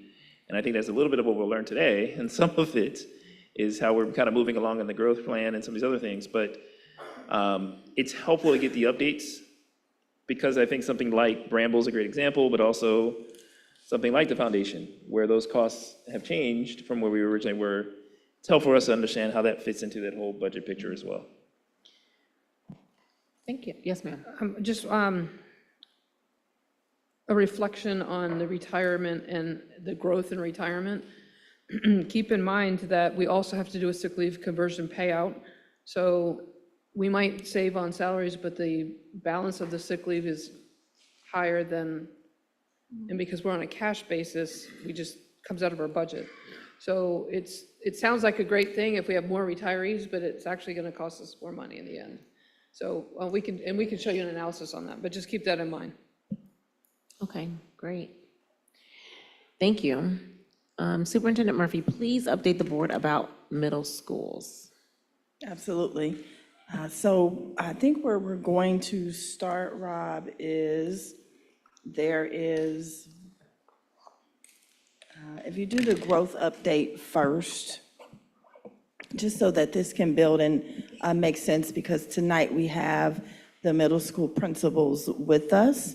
And so I just wanted to just point out a couple of items just for everybody's awareness and knowledge. So the first link is the middle school junior high engagement events. So now that we have our principals in place and we've started our training with them, they are all creating events for their schools, some of them specific to the staff that they will have, others specific to the new students and their families, and still even more the broad community at large. And so the principals are keeping this updated on an ongoing basis, and all of our board members have access to it. And so we thought we would share that on tonight. Then the second link in that same document is to our growth plan overall, to make sure everybody stays updated broadly. And so this is a group that meets every two weeks, and it includes members of central office as well as school-based personnel, including our principals. And so this spreadsheet just goes over everything A to Z about the growth plan, from packing and when will my classroom be moved, to what are our transportation needs for the year. And so I'll have Rob at the bottom with the tab slide all the way over to where the schools start with 8. Okay, stop right there, just right there. So, no, you're good. Right there is great. I'm just going to pick a school, any school. And Douglas, let's do Ethel M. Taylor. So the principal, you'll meet him shortly, Principal Snow at Ethel M. Taylor, is able to plug in any questions that he may have about staffing or transportation or student dining or purchasing in real time. Put that question in, and the goal is by the next meeting, that question is responded to by the director or the leader of those particular programs. And so that we have that for every school who is a part of phase 2. So if we come on up out of that, then what I'd like to do is shift to the next document. I believe it's yellow, and it says the middle school, junior high update for 21-25. You got that? Okay, great, thank you. And so those were my just introductory remarks on that. And I want to just add to that, we're going to have not only an introduction to those principals as they begin to come down front, but also very appreciative to Mike Turner for doing double duty on this. Mike Turner got involved because he is what we call a master schedule guru in our school district, and that was pretty much where we began with this work, but it has grown tremendously since then with the support of Hamilton County Educational Service Centers. So I'm going to turn it over to Mike, and then you will be able to hear from each of our principals, including Principal Battle, who started our first junior high school this year. Oh my goodness.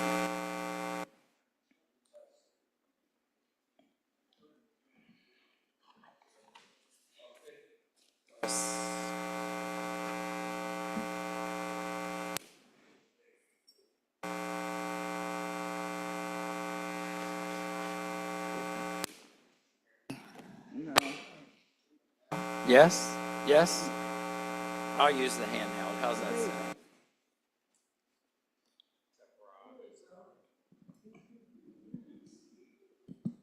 Okay, here we go. Well, good evening, everyone. Board President Moffitt, Vice President Bolton, Superintendent Murphy, and Treasurer Wagner, and all you other wonderful board members. It has been my pleasure, as Superintendent Murphy said, to work with this great group of principals, and so we have made a lot of progress in moving forward. So as Rob advances through the slides, I'm going to go pretty quickly just in where we were and where we are. So implementation really started in February, and everything from principal selection to then drilling down with the principals and meeting them, and Hamilton County really putting together some great leadership activities for them. They've had 2 principal institutes thus far that were tailored especially to the work ahead of them. Of course, they've been very busy with their staffing and working with CFT on who comes from which school and then the vacancies that they need to fill. As Superintendent Murphy said, master scheduling is a big part of this because these schools don't have a master schedule at this point, and so they have been working really hard. And then community engagement has been very upfront with that, and so they have done a phenomenal job in really living in 2 worlds at the same time, their current school and assignment, but then the new that they will be in. As we get to next month in the next slide, May, June, and July, we'll still be continuing the same things that we've been doing, except now an added component in May will be staff institutes. So staff members, teachers in those buildings will have an opportunity at the end of May to come together with the principals and start the process as an entire staff. They'll have one more Principal Institute in June, and they also are going to be able to benefit from the American Middle Level Leadership Institute, and that will really give them some very valuable knowledge from really the trusted organization when it comes to middle school education. And then transportation and facilities will be really, really busy in June and July, making sure that everything is in place for August. And speaking of August, the next slide shows us that we will just jump right into the school year. Principals will have meetings, they'll have professional development with their staffs, lots of community engagement, and again, a lot of drill down. They'll have to go into their master schedule, look at their students, make sure that they review, revise, because the goal is on day one that every student is in a class and that transportation gets those students there so that they can jump into their new schools. And we are very, very excited about that. As our first principal, Ms. Simmons, comes over, I do want to say on the next slide, you can see some of the things that we've done in the Principal Institutes, and they have covered the gamut from theory down into the weeds. And I just, again, need to say that I'm so excited for this effort. I started my career as a middle school teacher, and it's so exciting to see that middle schools and junior highs are back. And so I'm going to turn this over to Ms. Simmons. Okay, y'all gonna have to clap or something. Woo! Of course. Thank you, I appreciate that. No, good evening, everyone. My name is April Simmons, and I am truly honored and excited to be the principal at South Avondale Middle School. Every step is fueled with intention, a culture cultivated in purpose, passion, understanding, resilience, possibilities, opportunities, service, and empowerment. Our students will have a space where they can make meaningful connections and thrive through mentorship, clubs, and extracurricular activities. Our students will also go on a journey of self-discovery by engaging in social-emotional learning, community service, as well as career exploration with a specific focus in career technology and STEAM. I have a team that is ready to unlock the academic potential of every student by providing high-quality instruction with a built-in daily intervention and enrichment, as well as extended learning opportunities built strictly for the middle school student. As your principal, you can expect me to be visible within the communities as well as in my classrooms, working collaboratively and just making the best decisions for every student. I am fully committed to fulfilling our purpose, and I am definitely looking forward to this journey with you all. Thank you.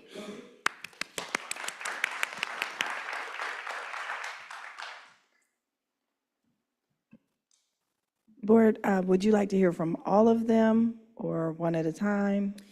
I think in the best interest of time, let's get through all of them first and just ask board members to write your questions down for specific principles, and then we'll bring you all back up, and then you all can, I'm expecting dynamic presentations, so let's just do it all at one time.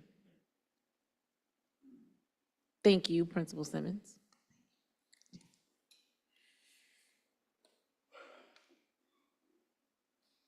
Good evening. I am Alita Hardy. I am the proud principal of Pleasant Hill Middle School. Pleasant Hill Middle School is the first social justice middle school in Cincinnati Public Schools. Our mission is nothing more than transformative. We are committed to empowering our students to be world changers through hands-on learning, community engagement, academic excellence, and advocacy. We cultivate an environment where community and belonging thrive, where identity is celebrated, and where character strengths and hope are embedded in everything that we do. Here, students are learning how to become critical thinkers and take meaningful action. At the heart of our school, we have a strong academic foundation. In math, students will learn how to use problem solving and data to understand how community disparity and resource access applies. In ELA, students will engage with diverse texts, that will challenge them to think critically about history, society, and justice. Pleasant Hill is more than a school. It's a movement. We're building strong bridges between students, families, staff, and the broader community. The students of Pleasant Hill Middle School are not just preparing for the future, they're already shaping it. Welcome to Pleasant Hill Middle School, where we lead with love, learn with a purpose, and grow students into world changers.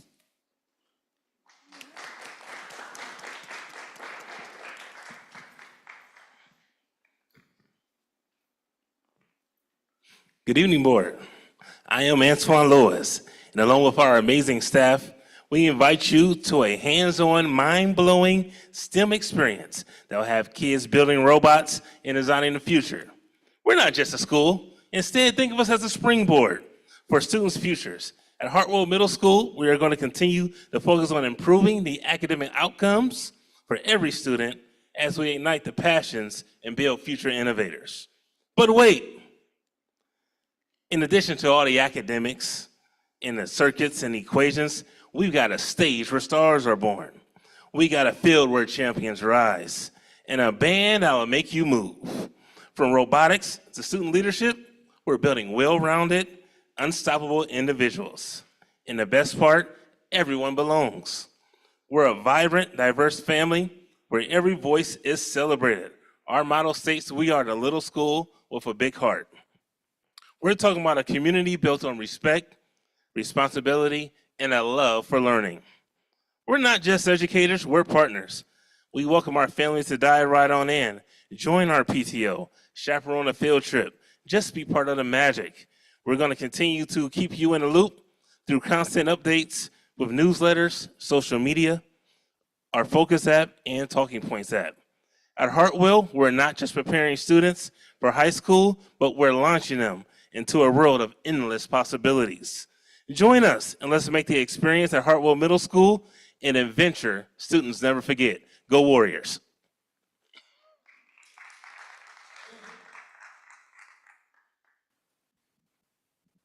All right, good evening, good evening. I'm Brittany Tudor, and I am honored to stand before you as the inaugural principal of Evanston Junior High School, where something extraordinary is about to happen.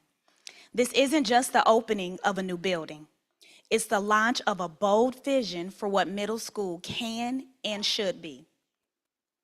At Evanston Junior High, we will work each day to build a successful tomorrow for our students academically, socially, and globally. Evanston Junior High will be the first school in our district to build an international baccalaureate program from the ground up, specifically tailored for middle school students. We're blending what makes middle school special, exploration, collaboration, and connection, with the intellectual rigor and curiosity of the IB's inquiry-based approach. And we're not stopping there. We're layering in a career tech focus in the foundations of business, where students will learn to pitch ideas, understand financial literacy, and develop entrepreneurial mindsets. These aren't just 21st century skills, these are life skills.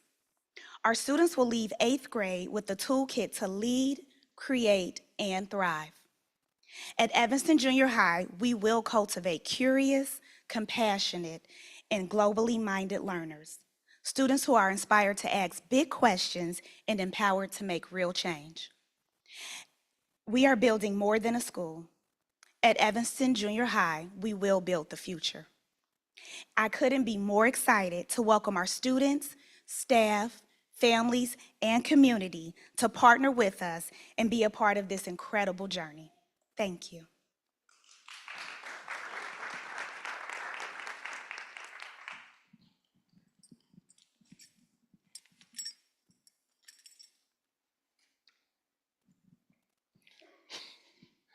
Greetings.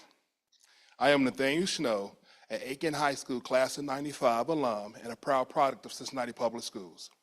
Currently, I am the principal at Ethel M. Taylor Junior High School, which is the gateway to the West Side. Miss Ethel M. Taylor herself believed in the importance of attaining a good education. Ethel M. Taylor Junior High isn't just a career tech school, It is a launch pad for future heroes. Imagine this, a junior high school where we have real-world immersions. In addition to reading textbooks, they have an opportunity to engage in Cincinnati finest, the very police officers and firefighters who keep their community safe. Think about having hands-on demonstrations, mentorship opportunities, and maybe even shadowing a first responder on a non-emergency call. Also at Ethel and Taylor Junior High, we're sparking passion early by exposing junior high students to these vital public service roles. However, if they are not interested in service roles, our rigorous academic and data-driven instruction will prepare our students for any career path they choose. We also build in bridges. These initiatives aren't just about careers. They're about fostering stronger relationships between young people and first responders who serve their very own community. It is about building trust, understanding, and mutual respect for one another. This isn't just a career exploration, it's cultivating generations of community-minded leaders. By providing these unique opportunities, Ethel M. Taylor Junior High is setting itself apart as a place where students don't just prepare for a future, but for a future they can actively contribute to in shaping their communities for a better place. Students will be challenged every day, so we are working extremely hard to continue to close the academic achievement gaps. Ethel M. Taylor Junior High is an incredible and exciting place to be, where excellence is always expected. Thank you.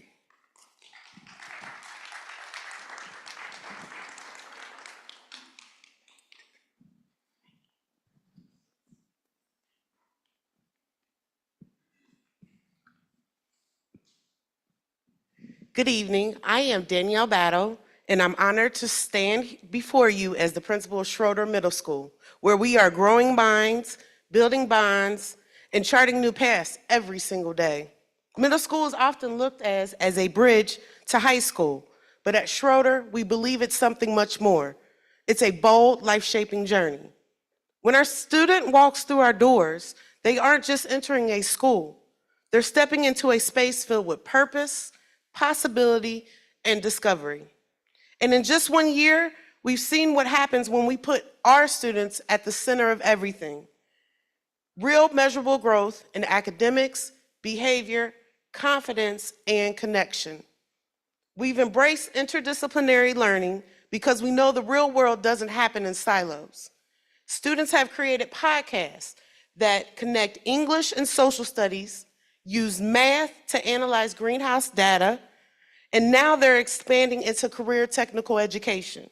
This year, we introduced a career tech program that engages students in engineering, environmental systems, and health sciences. Hands-on learning that strengthens academics while building communication, critical thinking, and early career awareness. It's not just enrichment, it's whole child development in action, and the results speak for themselves. 88% of our students showed measurable growth from fall to winter in English, and our writing scores rose by 12%. And one of our partners stated, this is the best benchmark data they've seen in 3 years. That's the power of data-driven instruction, responsive supports, and a team that refuses to let students fall through the cracks. Behaviorally, we reimagine what discipline looks like. With over an 80% drop in Promise Center assignments, we've gone from reaction to reflection, from consequences to connection. Students and families are learning how to reset, rebuild, and grow. That's the Schroeder effect. Artistically, we brought the arts to life with our first theater production, Lion King Jr. The Jumpstart Theater program allows students to express themselves, collaborate, and discover new passions, and they are thriving. College and career exploration, through Adopt-A-Class, students toured construction sites, met with local leaders, connected learning to real-world careers. These experiences complement our growing CTE programming and prepare students to make informed choices about their futures. And families have noticed a shift. They're seeing stronger academic performance, improved behavior, and renewed confidence in their children. That's because we lead with connection. That's the Schroeder effect. And in year 2, we're going even further, elevating student voice, project-based learning, targeted staff development, and community learning days with partners like Cincinnati Recreation Center and the Cincinnati Public Library. Why does all this matter? At Schroeder, students aren't just learners. They are leaders in the making, where they are academically challenged, personally known, and deeply supported. Why does our middle school matter? Our students are discovering who they are, their role in the world, and how to bring their dreams to life. This is Schroeder Middle School, a place where each day brings discovery, where passions are nurtured, and where students become the authors of their greatest adventure. We're just not preparing them for the next chapter, we're preparing them to write it. The Schroeder legacy, it's only just beginning, and we're only going up from here. Thank you.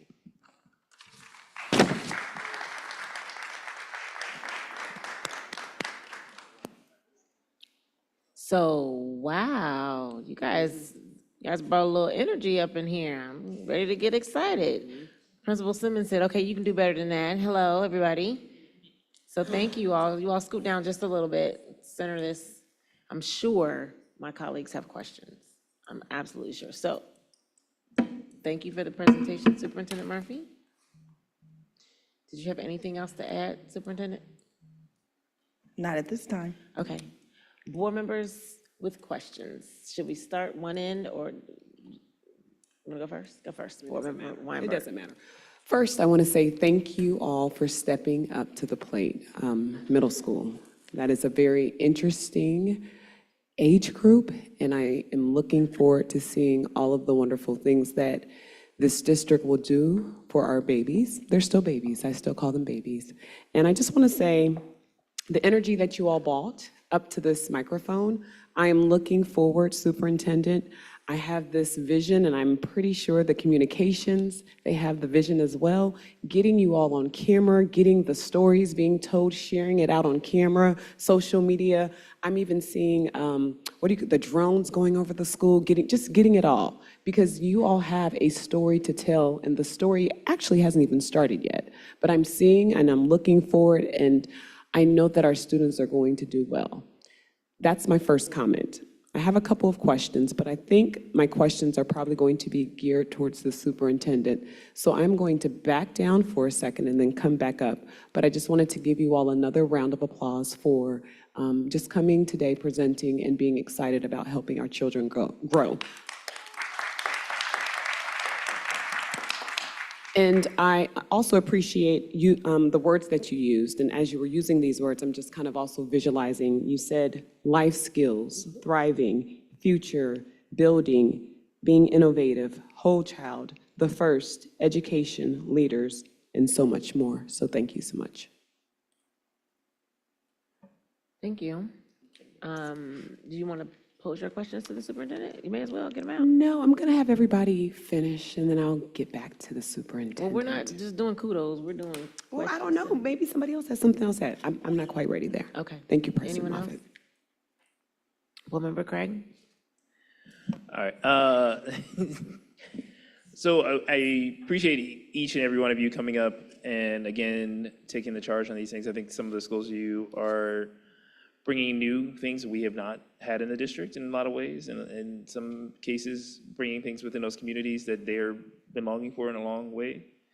The one question I might have, and again, any of you all are welcome to answer, because I think this is something that all of you are going to experience with regard to middle school, is just there's an aspect of this that is a new concept for a lot of parents who are going to be navigating what otherwise feels like a very complicated process and a very complicated system. I know way too many parents this year even who are asking me how to use Focus, which was a mistake on their part altogether because I know nothing about how to use it. But there's a lot of things like that that will be part of this, getting your kids in, getting your kids acclimated to the school, getting your kid just really comfortable. Because we know for a lot of our students, that consistency, that comfort, that recognizing and appreciating allows them to learn better, allows them to be able to feel like they can make friends better and those type of things. So I guess just my thought is this, and again, anyone can kind of answer, what are your thoughts on how you plan to kind of encourage maybe even an earlier presence for parents to get to know who might be coming in new or coming to a different school? Great question. So we have all been a part of a lot of engagement in communities, as well as going into other schools to meet with students, to meet with families. This week, I know for sure, Evanston Junior High as well as South Avondale Middle School will actually have open houses where future staff can come in, as well as families can come in, those who have already got in, those on waiting lists, as well as community members. But all the principals have already started making those events happen, and we'll continue to, because everyone can't make one event. So we'll have multiple events, multiple opportunities, and all of us have open doors where families can reach out, and we'll do our best to answer with what we know. And to also build on what Ms. Tudor is saying, we had a lot of parent engagements meetings already, and some things that we're doing is we're attending these sixth grade celebrations to help parents. We having parent nights. I know Ethel Taylor, we having a parent night on May 8th, where all the sixth graders from the 6 feeder elementary schools are invited to come. We did a parent night last Thursday where we dealt with just the middle school students, so the 8th grade students that's at Western Hills, moving on, but the 7th graders who will be transitioning down to Ethel Taylor, just getting information with the parents. Now, you said something about focus, and some things that we've been doing about focus is having tutoring sessions to show parents how to do and how to get on focus, because parents are concerned about grades and they don't understand. They have it at the tip of their phone, fingertips, because they have a cell phone, but it's just showing them how to use it as an app so they can stay constantly on their student grades. So it's just about communicating and having some opportunities where we teach the parents how to utilize focus. Yeah, Ms. Simmons? And then just one of the things that we started doing, myself and Principal Watson down at Rockdale, we started planning play dates for our kiddos because we're trying to build community, and it really starts with them. And so we had our pre-K through 2nd grade go down to Rockdale. We actually walked them down as a staff. Our staff had an opportunity to engage with Rockdale staff because they're going to be working together. And so Principal Watson planned a play date where they had community partners there. They made friends, they set goals and just really got to know one another. And it got the kids excited about their new school, right? And so that's some of the things that we're planning to do with like our 3rd and 4th grade as well after testing, our 5th and 6th. And I call it being on a world tour. So I've already been over to Evanston. I've been over to Douglas. I've been over to Woodward. I've been down to Rockdale. We've been having parent meetings. We're also meeting with community partners to see, hey, who's staying with the middle schools and what can you provide? And if you're not staying with us, who can support our elementary buildings? So we've all been doing a lot of collaborating. We love each other up here, but it's blood, sweat, and tears through this. So we've really just been really working together to communicate to families and really trying to fast forward into next year, as well as in this year on a great note as well. So those are just some of the things we've been doing. And I'm pretty sure there's some other things. If you all look back to the events that we started tracking, there's so many things that we've been doing. And so we'll continue to put everything that we're doing there. I just want to, to kind of end out the saying, thank you for sharing those things, and thank you really for doing the hard work early. Because I think so much of what this is about the folks who are doing the hard work, which are not the folks on the stage here, but you all, to make sure that those students who come through are successful. And at the end of the day, having passionate people like yourselves, working hard to make sure every one of those families are successful, not just the student, but the family, is how we will continue to grow those buildings, how we continue to grow the students in our district.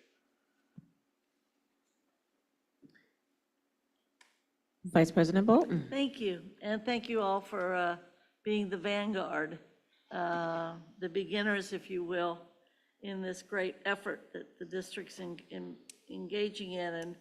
And Principal Lewis, I know a few years, actually 3 years ago, you were in an engagement meeting in this building, and somehow the topic of middle schools came up. And I remember distinctly, as a matter of fact, it took some courage to show up at a couple of those engagements. And I don't need to rehash when that would have been, but I can distinctly remember you talking about your love of the middle school kid and the middle school schools, and we needed more of them. So I know you must be pretty happy here. Now, for Hartwell, it's STEM, not STEAM. It's STEM. It says, okay, it says STEAM on the slide, but STEM, but it is STEM. Okay, good. Okay, good. A couple other things, and this might be, I don't know for whom, but some of these show very specific CTE, and some of them show more generic. I see that Ethel Taylor is specific, and Pleasant Hill is specific, and the others aren't. Can you explain that? Yes, I can speak to that. So from the one end of the spectrum, Evanston is very specific because that was the wishes of the board to have international baccalaureate, but also the business focus. And so the way that career tech standards are laid out in Ohio, you can do a middle school business program pretty easily. We go to Ethel Taylor. When we look at public service at the middle school level, it's going to have to be done in an experiential fashion, because trying to have a middle school firefighting program, you need equipment, you need all of that, and we could have just left the kids at West High for that to happen, right? So at Ethel Taylor, we will infuse career tech in courses like art, physical fitness, technology, because what you can do is tie that, for example, physical fitness can be tied to an exercise science pathway on the back end, and it really is a career tech course. But what the physical fitness teacher will end up doing is infusing some career standards into that course. But we will be addressing public service, in an experiential fashion. The same goes for Hartwell. We're going to infuse in courses like art, technology, physical fitness, and also at South Avondale the same. Now, Pleasant Hill is very interesting because social justice, being an upstander, how does that fit with career tech? Well, interestingly enough, and Aiken takes the lead on this. You know, I knew you would like to hear that. That's why I said it, but it's true. Because Aiken has a very strong agriculture program, and as Principal Hardy alluded to when she was talking, there's a lot in looking at the inequities that exist, especially in the area of food and food deserts, and why are prices higher in, you know, certain communities than others. And so we will have an urban agriculture focus as a semester course for 7th and 8th graders at Pleasant Hill, and that will be a very interesting way to work the continuum in that part of the city, because Aiken does this as a high school. Aiken grows food that then goes to some of the students who need it, work with a lot of community organizations. So one of the great things about Career Tech, and then I'll be quiet, is that we can tailor it to fit the school personality, the school theme. That's why you see something very different across the continuum. I'll get done in just a second. I just saw today in the parking lot, Diana Porter, who is legend around here as far as I'm concerned, and she specifically asked about Pleasant Hill Academy and whether or not the agriculture, the outdoor, whatever, would continue under the new kind of auspices. So I think this would be reassuring. And then for families, I've started to hear a lot of families say that they have a degree of comfort about sending their kids to a middle school or junior high rather than having to make that decision in 6th grade about which high school to go to. And I don't know, it'll be interesting to see if that begins to pick up in any of the marketing. And then finally, for marketing, we keep talking about feeder schools. What if a family is particularly interested in STEM, but they may not be in that particular corridor, Superintendent?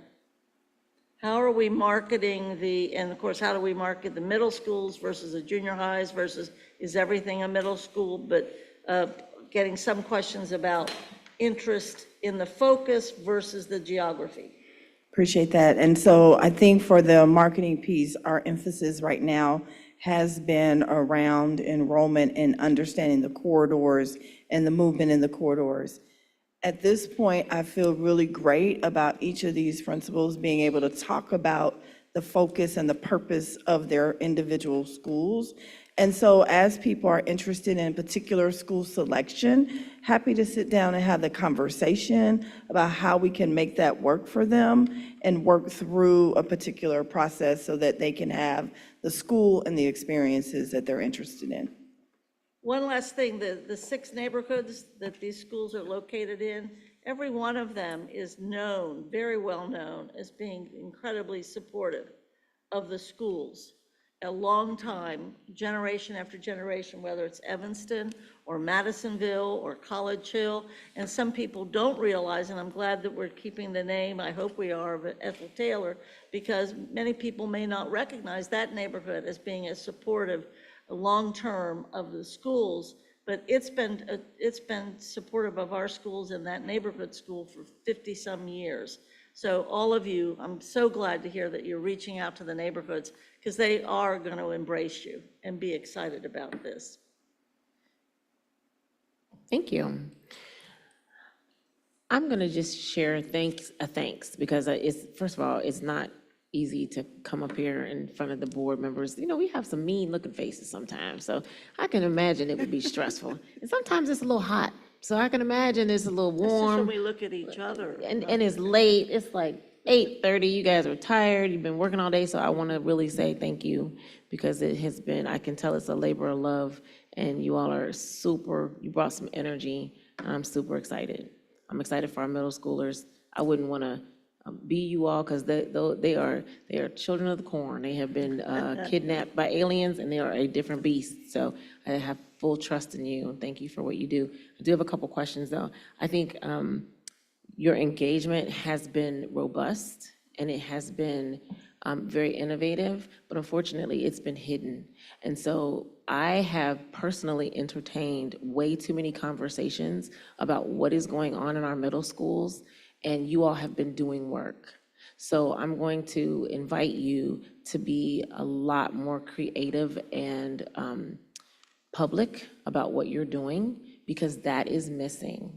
There should be not one person within the communities that you all are in that doesn't know about you. I'm talking about from Ms. Rosa, who sits on the stoop and she's just, watching the kids go by, to their community council, to just any of your lead agency, any agency, and everybody should know your face and should know what you're doing, to the point where they're not contacting board members about what's going on.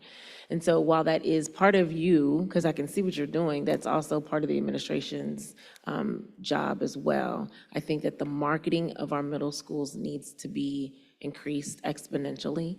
It's unfortunate that all of this energy, people don't see this as much as they should. So I think you all are doing what you need to do. I'm going to invite you to just do a little bit more, because I know by the time the students come, it's going to be like, what? So please know that I completely support middle schools. This is a tough time, but the community is asking. And when I tell you I've entertained way too many people, it's way too many people. And the superintendent heard this. I'm saying it publicly to you all because you're going to hear about it from me. I just need the community to see what you're doing. From organizations like the Urban League and the NAACP to the vice mayor, the mayor, they need to see you. They need to see what's going on so that they're not asking these questions, because they're asking these questions. And additionally, I didn't see, if you could put the slide back up, Rob, around the calendar. I think that I saw open houses are going on. I saw August welcoming students for open houses, but I also really would invite you to do something in the summertime. I've said this before. I think other board members have said this too. Maybe a bridge program. I don't know if this is title dollar fundable, but I think it would be beneficial to have students get familiar with what's expected in the middle school for parents to get familiar with what's expected. And we mentioned that when we talked about summer programming, and I just didn't hear any of that going on, from the teachers being able to see what the students are, from the parents being able to see what the building is, or even just the level set. So I didn't hear that part. And then I'm gonna let you answer that question, Mike, and then I have a couple questions for Ms. Battle. So Rob, if you could go to slide 5. Think so. There are plans to have August Bridge. Part of the challenge in doing Bridge in June or July is in 4 out of 6 of the buildings, they're having to do facilities work with some classroom space. Also, bathrooms have to be readjusted for bigger kids. So each principal here are making plans to do August Bridge. That way the students, parents will see what the building looks like. And so that is in the pipeline to do that. And actually, when they meet with their staffs at the end of May, that will be part of the topic of conversation. And then at the final Principal Institute in June, those plans will be finalized. Thank you for that. I think getting to the physical building is one aspect of what I'm talking about. I'm talking about maybe being a little bit more creative and having them at another location, but they're at least able to understand and level set on expectations before the summer. So however that needs to look, that's perfectly fine. I do have a question, since you mentioned the Principal Institute. Is this a CPS Principal Institute, or is this a Hamilton County Principal Institute? So as Superintendent Murphy mentioned, Hamilton County has been supporting this work. The vision from the beginning was, once this wonderful group, and I do mean wonderful group, I'm impressed by each and every one of them. Once they were all on board as a group, it was very important to plan methodically when they would get together to look at their own mission and vision, how they're going to impart that to their staffs. And so there was a Principal Institute in March. We had one in April, skipping May because of all the busyness of the end of the school year and finalizing testing, and then pick them back up in June again. So these are Cincinnati, we're very involved in the process. They are held at Hamilton County ESC, but yes, they are tailored specifically for this group. So I'm just wondering, though, if this were to stop tomorrow, is this a Hamilton County initiative that we're paying for, or is this a CPS thing that we're doing and the Hamilton County is supporting? I know that might be a Superintendent Murphy It's answer a combination. We are definitely at the table designing what we want and need this to be. We also have people from Hamilton County doing presentations and walking through the work with them, as well as our own staff coming out and walking through the work with them. For example, we've had curriculum out, we've had positive school culture out, but we've also had presentations from Hamilton County about what does a junior high school look like and how that's defined. What is the difference between a middle school? So I would say it's been a joint design of getting to where we want to be. And so is this professional development anticipated to continue for the rest of the year? It's got a cost, so it's $400 and some thousand in Yes. the budget. So I'm Yes. wondering, is this something that is ongoing, or is this something that we're maintaining ourselves? This is with Hamilton County through the rest of this school year. That June Institute, which will involve their entire staff, is included in the work that we're doing with them, with Hamilton County. But they won't get support during the school year that they're starting, so August, September through December, will they have So this support? contract only goes through the end of June. Okay. Principal Battle, I have a couple questions for you, since you are an up and running middle school.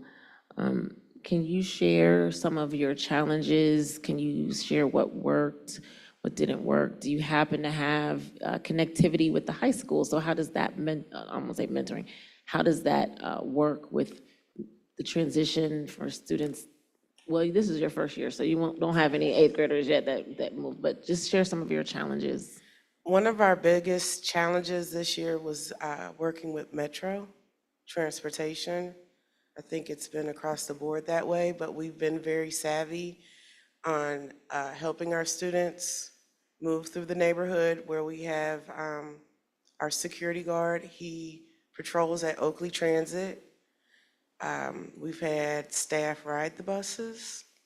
We've also had parents volunteer to ride the bus to help monitor, to at least to make sure that our students get to the safe location or to get home. The community has been really great. We have several competing organizations that would love to help us with our greenhouse. We will be working on that this summer. And I will have to get back to you on the other details about what's worked Okay. and what hasn't worked, or where we need to make some adjustments. What about your parent engagement? Would you find that, like, at the middle school level, are they forming PTOs, LSDMCs? We're forming an LSDMC, which will trickle down to the PTO. One of our biggest connects, going back to Metro, we had at least 5 parents call to volunteer to ride the bus. Okay. That was back in October, when they noticed that their students came home and told them, "Mom, teacher rode the bus today." And the parent called and said, "Hey, is everything okay? Do you guys need help?" And that, with her network, she reached out, and so we have support in that manner as well. Good, okay, thank you. Board Member Lundy. Thank you, and I'm sorry to step out just a moment ago. I had one comment, one question. My comment was, as a former 7th grade teacher and a volunteer 6th grade teacher at my temple on Sundays, I love middle school students, and I'm glad you're doing what you're doing, and thank you. My question is there, and I apologize if I missed this while I was out, is there anything our board can be doing to make your work more effective or easier? That might be a loaded question, because everybody's face just went blank. Well, I No, mean, not loaded, genuine. Like, how can we help you make a difference in this next school year? I think just to continue support, this is a new model, and middle school and junior high is really, really, really important. And I believe we'll see the trickle up effect when they get to high school, just with the academics improvement and being able to just help close some of those gaps before they get to high school. So I would just say just to continue support. Again, it is new, so obviously, I'm sure, like I told my staff today, we're gonna probably have to hit reset on a few things, because we thought it was a great idea in April, and then we realized, oh, the kids are here, this isn't working, so we had to change on the fly. So I would just say the support, and just continue checking in, and I think we're just all excited about the opportunity.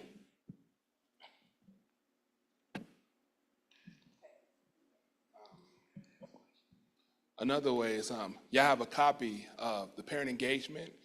Y'all can just show up. Show up, because what that shows the community that we have support of the board to move this mission.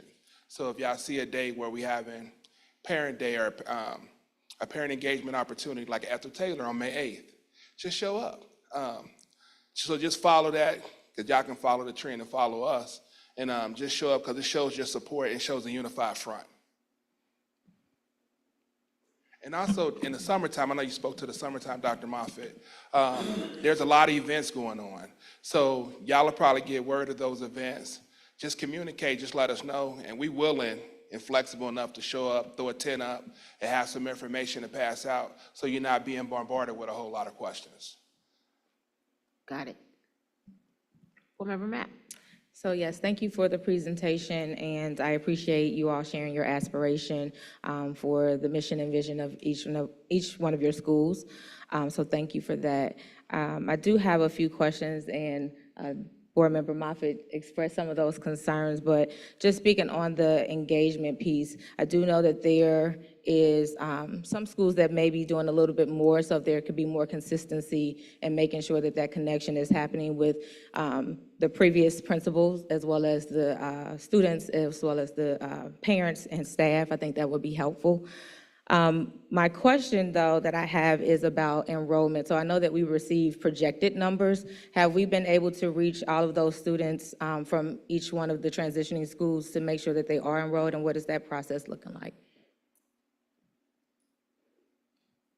So right now in focus, a lot of us can see our 8th graders because they are coming directly from other schools, so the rising 8th graders. So for me, those 7th graders currently at Withrow are already in the system as 8th graders. But as far as the 7th graders, there is a lot of work being done in customer care to ensure that we can reach all of the students. So for some, we can currently reach, but the other ones, it is very close to being complete where we can reach 100% of our students. Okay. However, I'll add, we do know the pathways for which the children can apply to come to our schools. So I have done it myself, and I'm pretty sure the other principals up here have as well, sent information to the principals of those elementary schools and asked them to forward it to their complete sixth grade body, whether they're coming to our specific school or not. Okay, thank you for that. And then the other question is a little different. I know that Principal Battle received this question, but I am curious to know what are some of the specific challenges that you all are interfacing with as you're going forth with this work?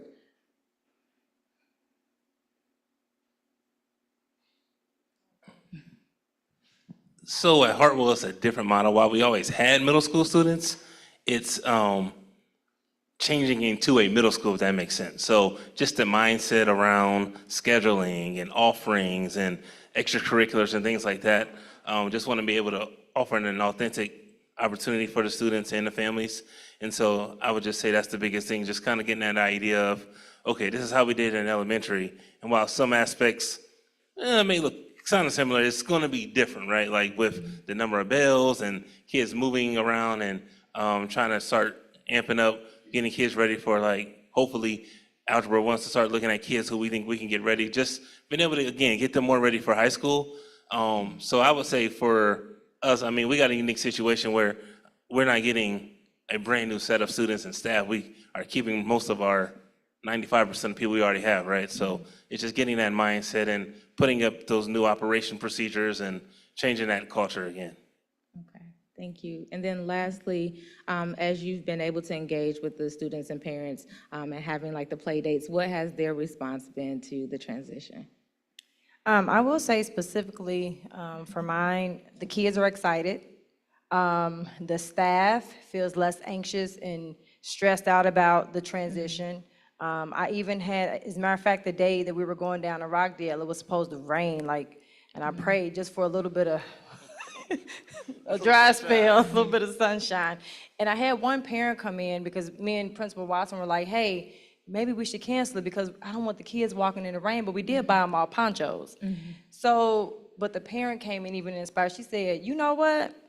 They're gonna have to learn how to walk in the rain anyway, so we going down to Rockdale. So we even had one of our parents go down there with the kids as well, just to engage overall. A lot of our parents that have come up to meet Principal Watson, so Principal Watson had come up to South Avondale.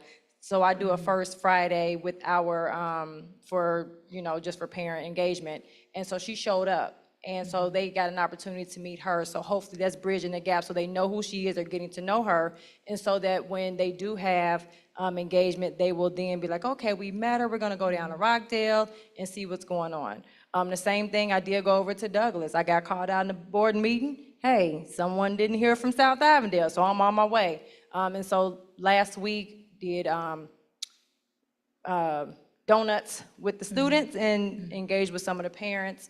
And even at that parent specifically, they had, just a question about, his son and going to South Avondale. And so a lot of our parents are feeling a little more at ease about their children's transition.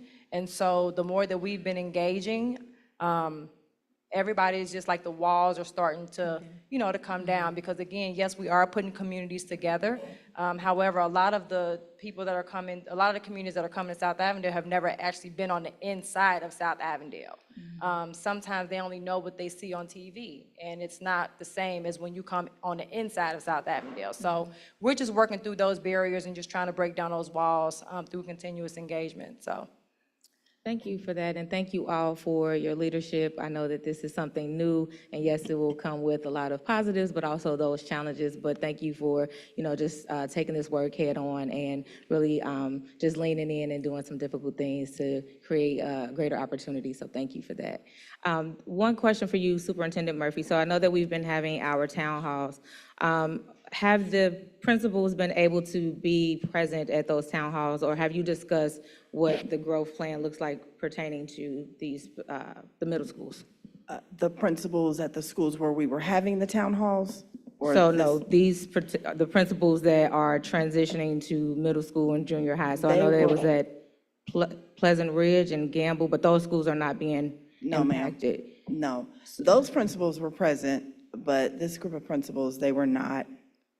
So I guess to the point of the marketing, are they able to, so I know that there's another one coming up here, are they able to interface with the community? Because again, this is a huge transition within our district. And so if we're trying to lay eyes on this and have people aware, I think that they should be present to interface with our constituents as well. So next Monday night, you all are invited to come here to the Ed Center at 6 o'clock.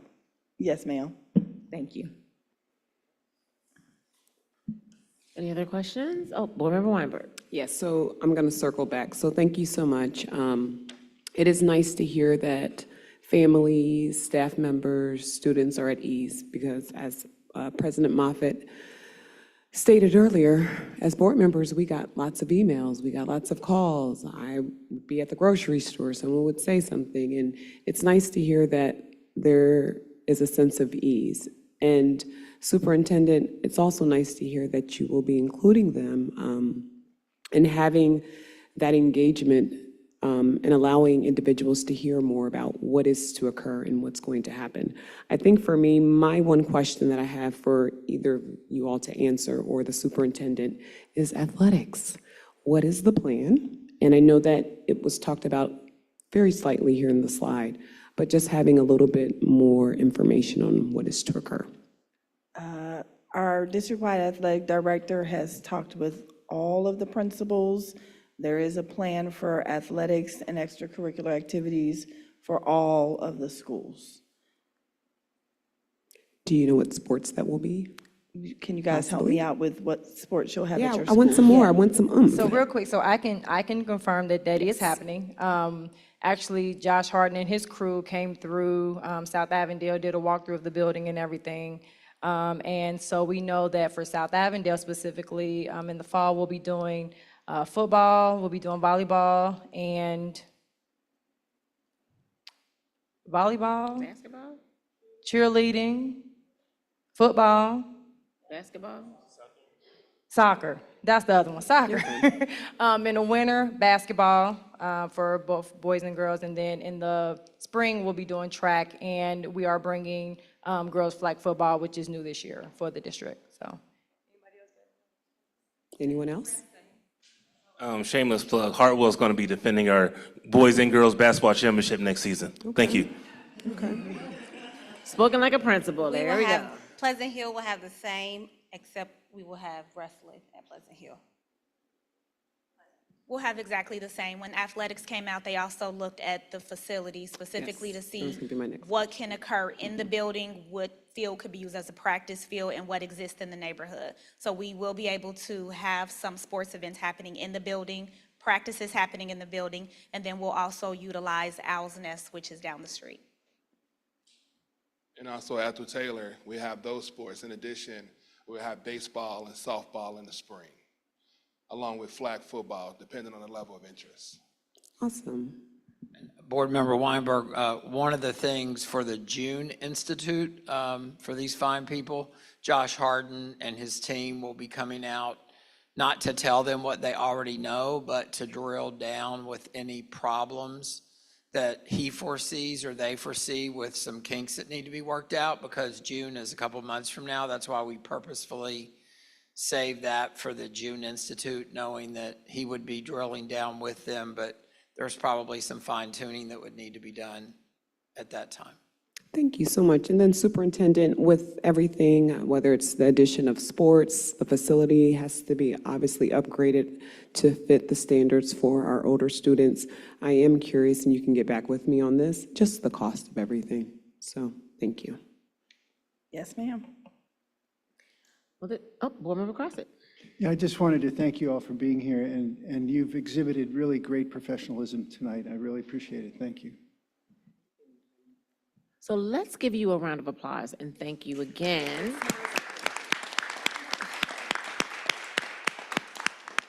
We are so proud of you, and we're tired, so that's probably the reason why we're not standing. But you have our support, so all you have to do is say less, and we will be out there.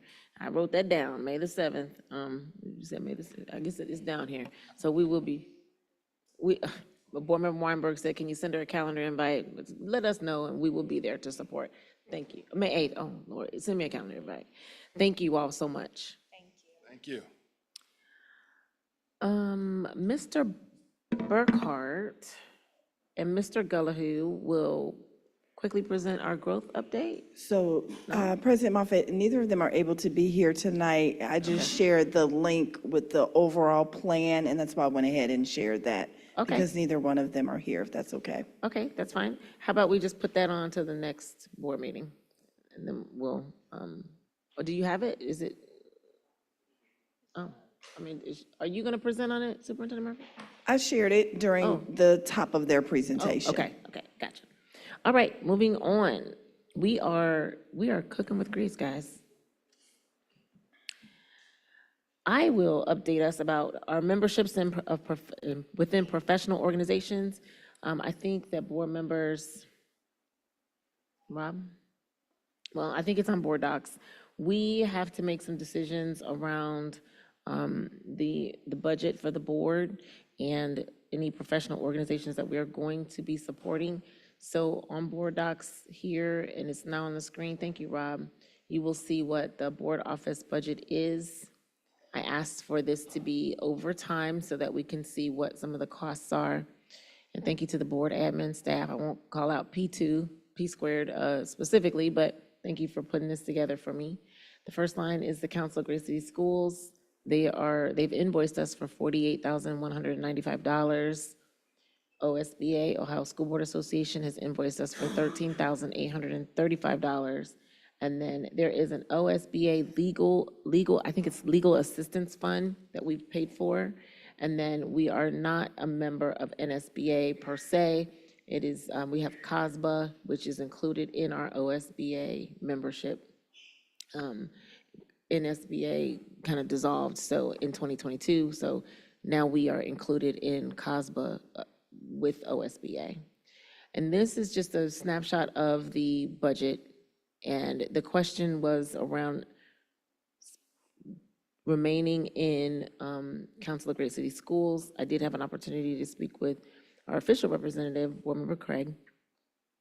Does anyone have any questions, comments, concerns around maintaining these memberships? You see the costs, and the costs for OSBA and the costs for Council of Great City Schools are both based on the enrollment of our district. So I asked Board Member Craig, is there a cheaper version? And there was not one that's based on our enrollment. So anyone have any questions? Board Member Craig?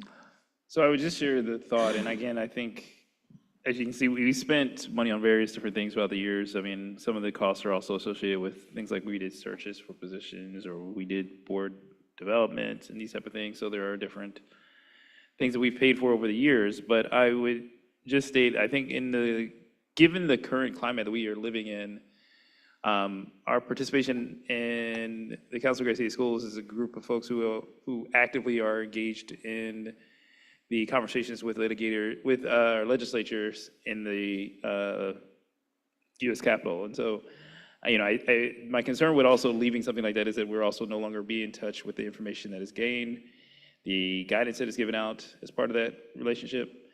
I recognize we have a relationship with OSBA, but again, these are folks who are more attached to Columbus and more of what's going on within our state government, more so than some of the efforts within our federal government. So, again, I think any decisions that are made should be made with that understanding that if that's an avenue that we would be giving up access to and would have to have some other method or form to be able to gain access to, because we don't technically have any lobbyists in DC on our own behalf. So I would just kind of throw that part out there. So I'm just going to share with you all too that as part of COSBA and OSBA, I have been sending you all the weekly legislative updates from the state and from the federal government. You all get them via email. I also send them to our the board director reports, which would be Treasurer Wagner. Actually, I don't send it to Mike. I'm going to send it to you too, Mike. I'm sorry. Superintendent Murphy, Lauren Roberts, and then Dan Hoyne. So you all get those updates. They do include some federal legislation as well. But I am a little concerned about the cost. And so I'm looking to the other representatives that engage actively with Council of Great City Schools. Is there another, are you aware of another option that would be a little bit more cost effective for us, other than almost triple the number for OSBA? Board Member Lindy. I will share that just from my part, I've found the materials from the council to be of much higher value than the materials from OSBA. That's one person's experience. I think that it would be interesting to see what's the percent we're trying to reduce the overall budget. I think it's entirely fair that we reduce the board budget by the same percentage. I also would like to see on here the board professional development funds and travel expenses that board members use over the course of a year. I'm happy to give up mine, but I'd like to see if we can find a way to get to the same percent cut without losing that membership, because I've found their professional development to be really valuable. But if that's the only path, then I think we got to do for ourselves what we're asking other people in the organization to do. Thank you. And we can definitely include professional development. I will say to the public, for their edification, board members receive, is it 2,500 or 3,500, Ms. Phyllis? 2 or 3 per person for professional development, which is inclusive of our travel to the OSBA conference and any other professional development. There are some board members who don't choose to use their money, and other board members receive their funds. But we're not talking about a lot of money. And then also, let me also add, board members receive $5,000 each as salary from the state. So we're not talking about a lot of money. If we're between cutting professional development, which I think the majority of board members use, or Council of Great City Schools, I would not want to cut the professional development to the board members. That's just my personal opinion. And I did pass around the report that was submitted.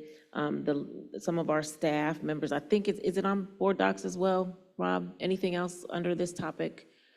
This was it. There was a very brief report. I asked our staff that have attended the conference. I think on page 3, you can see the staff members that attended. Not very many of our staff were able to attend or found value in the professional development conferences from the Council of Great City Schools, because I did ask for their feedback around that before bringing this here.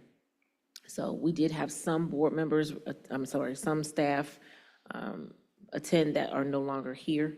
And so for the most part, I asked our own internal auditor, our own treasurer, and they did not have a problem with not maintaining that. But is there any other feedback? Vice President Bolton? Yes, again, as a part of the whole budget, the board budget is singularly small. Council people have staff members serving each individual, and we are fortunate for 7 of us to have 2 great people as our staff people, let alone the whole income piece for board members. Obviously, it's a shoestring budget. I do think that it's duplicative, especially with the change now in the last 2 years of the National Association of School Boards having changed to the COSBA, and then now also having the fact that our previous OSBA executive director has been named the executive director of COSBA now, which I think is crucial.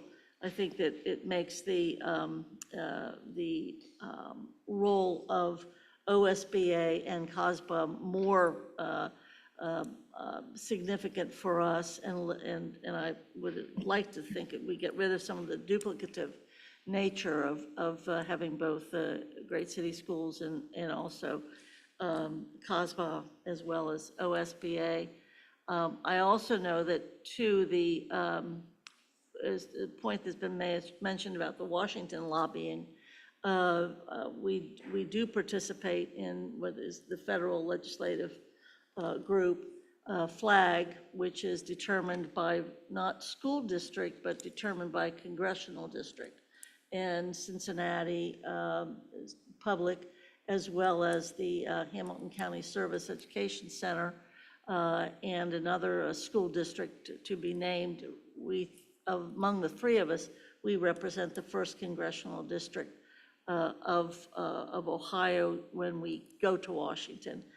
So I think we've got that coverage. I think we have to look at the amount of dollars we spend besides that on lobbying.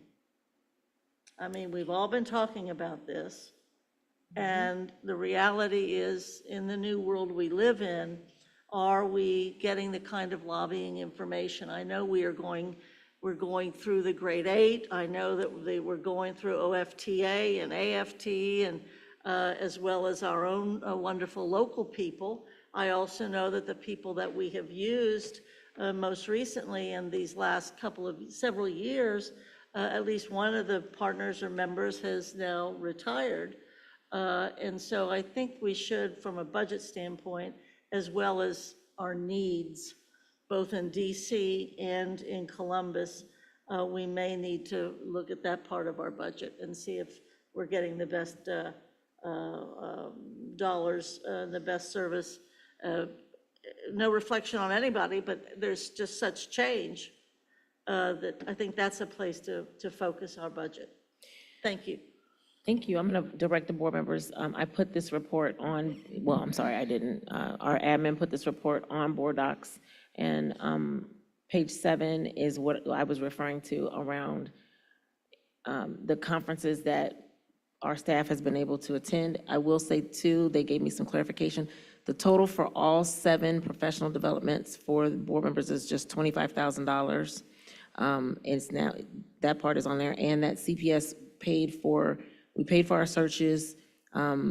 They were done with RFPs, and that we did not receive a discount on any of professional or technical services because we were members, just to clarify. Any other comments? Board Member Matt? Yes, so I don't necessarily know if there's anything more cost efficient as we're looking at the Council of Great City Schools, but I will say that I did appreciate being a new board member, being able to learn from Council of Great City Schools about the role of governance and what the expectations of a board member is. And I also appreciated having going to the conference, just the intentionality around making sure that we're focusing on our goals, and also the intentionality around being able to have conversation and to learn from other districts that are more similar to us as a district in terms of where we are as a urban public school district. And I don't know if I necessarily got that from OSBA, having had the opportunity to attend their conference as well. But I do agree with Board Member Lindy's point that we also want to make sure we're modeling where we are in terms of budget decisions. And so it is an astronomical cost. Maybe we can look at what the both, I guess, organizations provide in terms of benefits and maybe be able to make a decision that way. Well, in comparison to OSBA. So I'm going to invite you all to take a look at board docs. This particular document that I'm passing around is there along with the invoice and their summation of what they provided to the district for 23-24. And that would be the value for the amount of money. So we do have to make a decision. I don't know when we need to make that decision for the budget.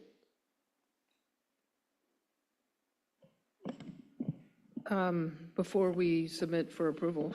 Oh, okay, so we have some time. But in the next couple of weeks. I got you. Great. All right. Are there any other comments, questions? All righty. Board members, are there any assignments other than what has been, or if you had an assignment, repeat it? I know Board Member Mapp, you had one. So yes, the assignment was around providing more details and kind of the pros and cons of that substitute levy. Any others? Vice President Bolton. Yes. What are the ways that new revenue can be achieved? Not necessarily regarding taxes or levies. I think we've talked that to the point of no return. Are there other things that can produce revenue, or they're, I found it interesting as a member of the Recreation Commission to find out that after-school care conducted by Recreation Department is actually a profit center. I'm interested in knowing what other ways are there to create revenue for us besides increasing taxes? Are there things that we kind of hand out to other people that produce revenue for them that could be producing revenue for us? Of course, we've talked about selling property. And I know we've talked also about some of the extra accounts that might exist. Even over any number of years, we're talking in terms of open enrollment and more enrollment from outside the district. I know when we've done the studies of that, it is at least a same sum or a little bit more revenue generated. And then finally, on the revenue piece, somewhere along the line, the treasurer mentioned some weeks ago, and it's been in a slide, I can't remember it, we have to have a certain amount of enrollment to be able to, I don't know if it was about keeping the floor or what it was, that we had to hit a certain number of enrollment for this coming year that would help us with our revenue. Do you remember what that was? I can look it up, but again, I'm really focusing on revenue in all of this. So your question is around revenue? How do we Okay. produce Right. revenue? Are there things we're not doing? I think what I said was we have to either maintain or grow enrollment, because a reduction in enrollment our forecast of revenues will decline. Okay, so it was, I think it was like a bar chart, and I'll find it. Okay. But yeah, I think it must, maybe that's what it was, that to improve the 3-year plan, the 3-year average or something. And then we had to, okay, all right, the growth makes sense, but So revenue. That's the assignment, revenue. I think I asked for an assignment around the income tax levy information. Are there any others? Yes, ma'am. I just forgot to add on with the substitute levy. I know that you were going to look into ideally what a figure could look like in terms of that new construction money. So if you could present that. And then I don't know if we received, I think we talked about it last time as an assignment where there would be kind of some type of visual graphic discussing the different benefits or the challenges proposed in each levy, or have a scenario base so we can begin to make a determination about what would be most ideal for us as a district. I'm sorry, I didn't catch all that. So Say that one more our time. last meeting, I believe that I assigned providing some type of visual for us to see in terms of what you all's recommendations were around the levy discussion. So identifying what would be possibly the pros of certain levies, the challenges of certain levies, but providing the scenarios also for us to consider and presenting that back to us. Is that clear, Jen? I think so. Okay. All right. We're going to limit you. 30 seconds. That's okay. Vice President Bolton. 2 assignments. I think we want to assign to the board the need to discuss what we think the purpose of the foundation is. Because we've talked about the creation of the foundation, and it's been a great effort. And I know that the foundation group is beginning to meet, and indeed, we have to make appointments there. But I'm not sure the board has given the kind of broad or narrow direction to the foundation board as to what we think, and because I don't know what we think, is the use or the purpose of the foundation, what we would, I think that we need to have a board discussion about that, and then also an assignment to the policy committee's efforts, because there's going to be a number of requests regarding name changes for schools. All right, thank you. A proposed, Board Member Crossley? Wanted to reiterate on the foundation. The money that they raise is really for us to decide how it gets spent. So there might be an opportunity to have it help our budget in some form or fashion. It's our call. We have representation on the board to help make that happen. So for whatever it's worth. Yes, and the representation on the board needs to know what the board as a whole. I agree. I'm just trying to I'm context glad into. I agree. Right, a proposed consent agenda has been distributed. Do board members, the superintendent, or the treasurer have any exception items to the consent agenda? Board Member Weinberg? For the superintendent report, page 19, section E, lines 1 and 2. I'm sorry, say, Page 19. page 19. Section E, line 1 and 2. And then for the treasurer, page 10, line 13 and 14. And you're abstaining from both? Is that it? Is it? Board Member Matt? Yes, the treasurer's report, I would like to abstain from page 6, line item 3, and page 8, line item 3 and 4. Okay. Is that all? All right, I need a motion and a second to approve the items of the consent agenda with exceptions. So moved. Thank you. Treasurer Wagner, please call the voting roll for passage of the consent agenda and any revisions. Mr. Craig? Yes. Mr. Crossett? Yes. Mr. Lindy? Yes. Ms. Mapp? Yes. Mrs. Weinberg? Yes. Vice President Bolton? Yes. President Moffett? Yes. The chair will now entertain a motion for adjournment. So moved. Is there a second? Second. Unanimous consent. Everyone have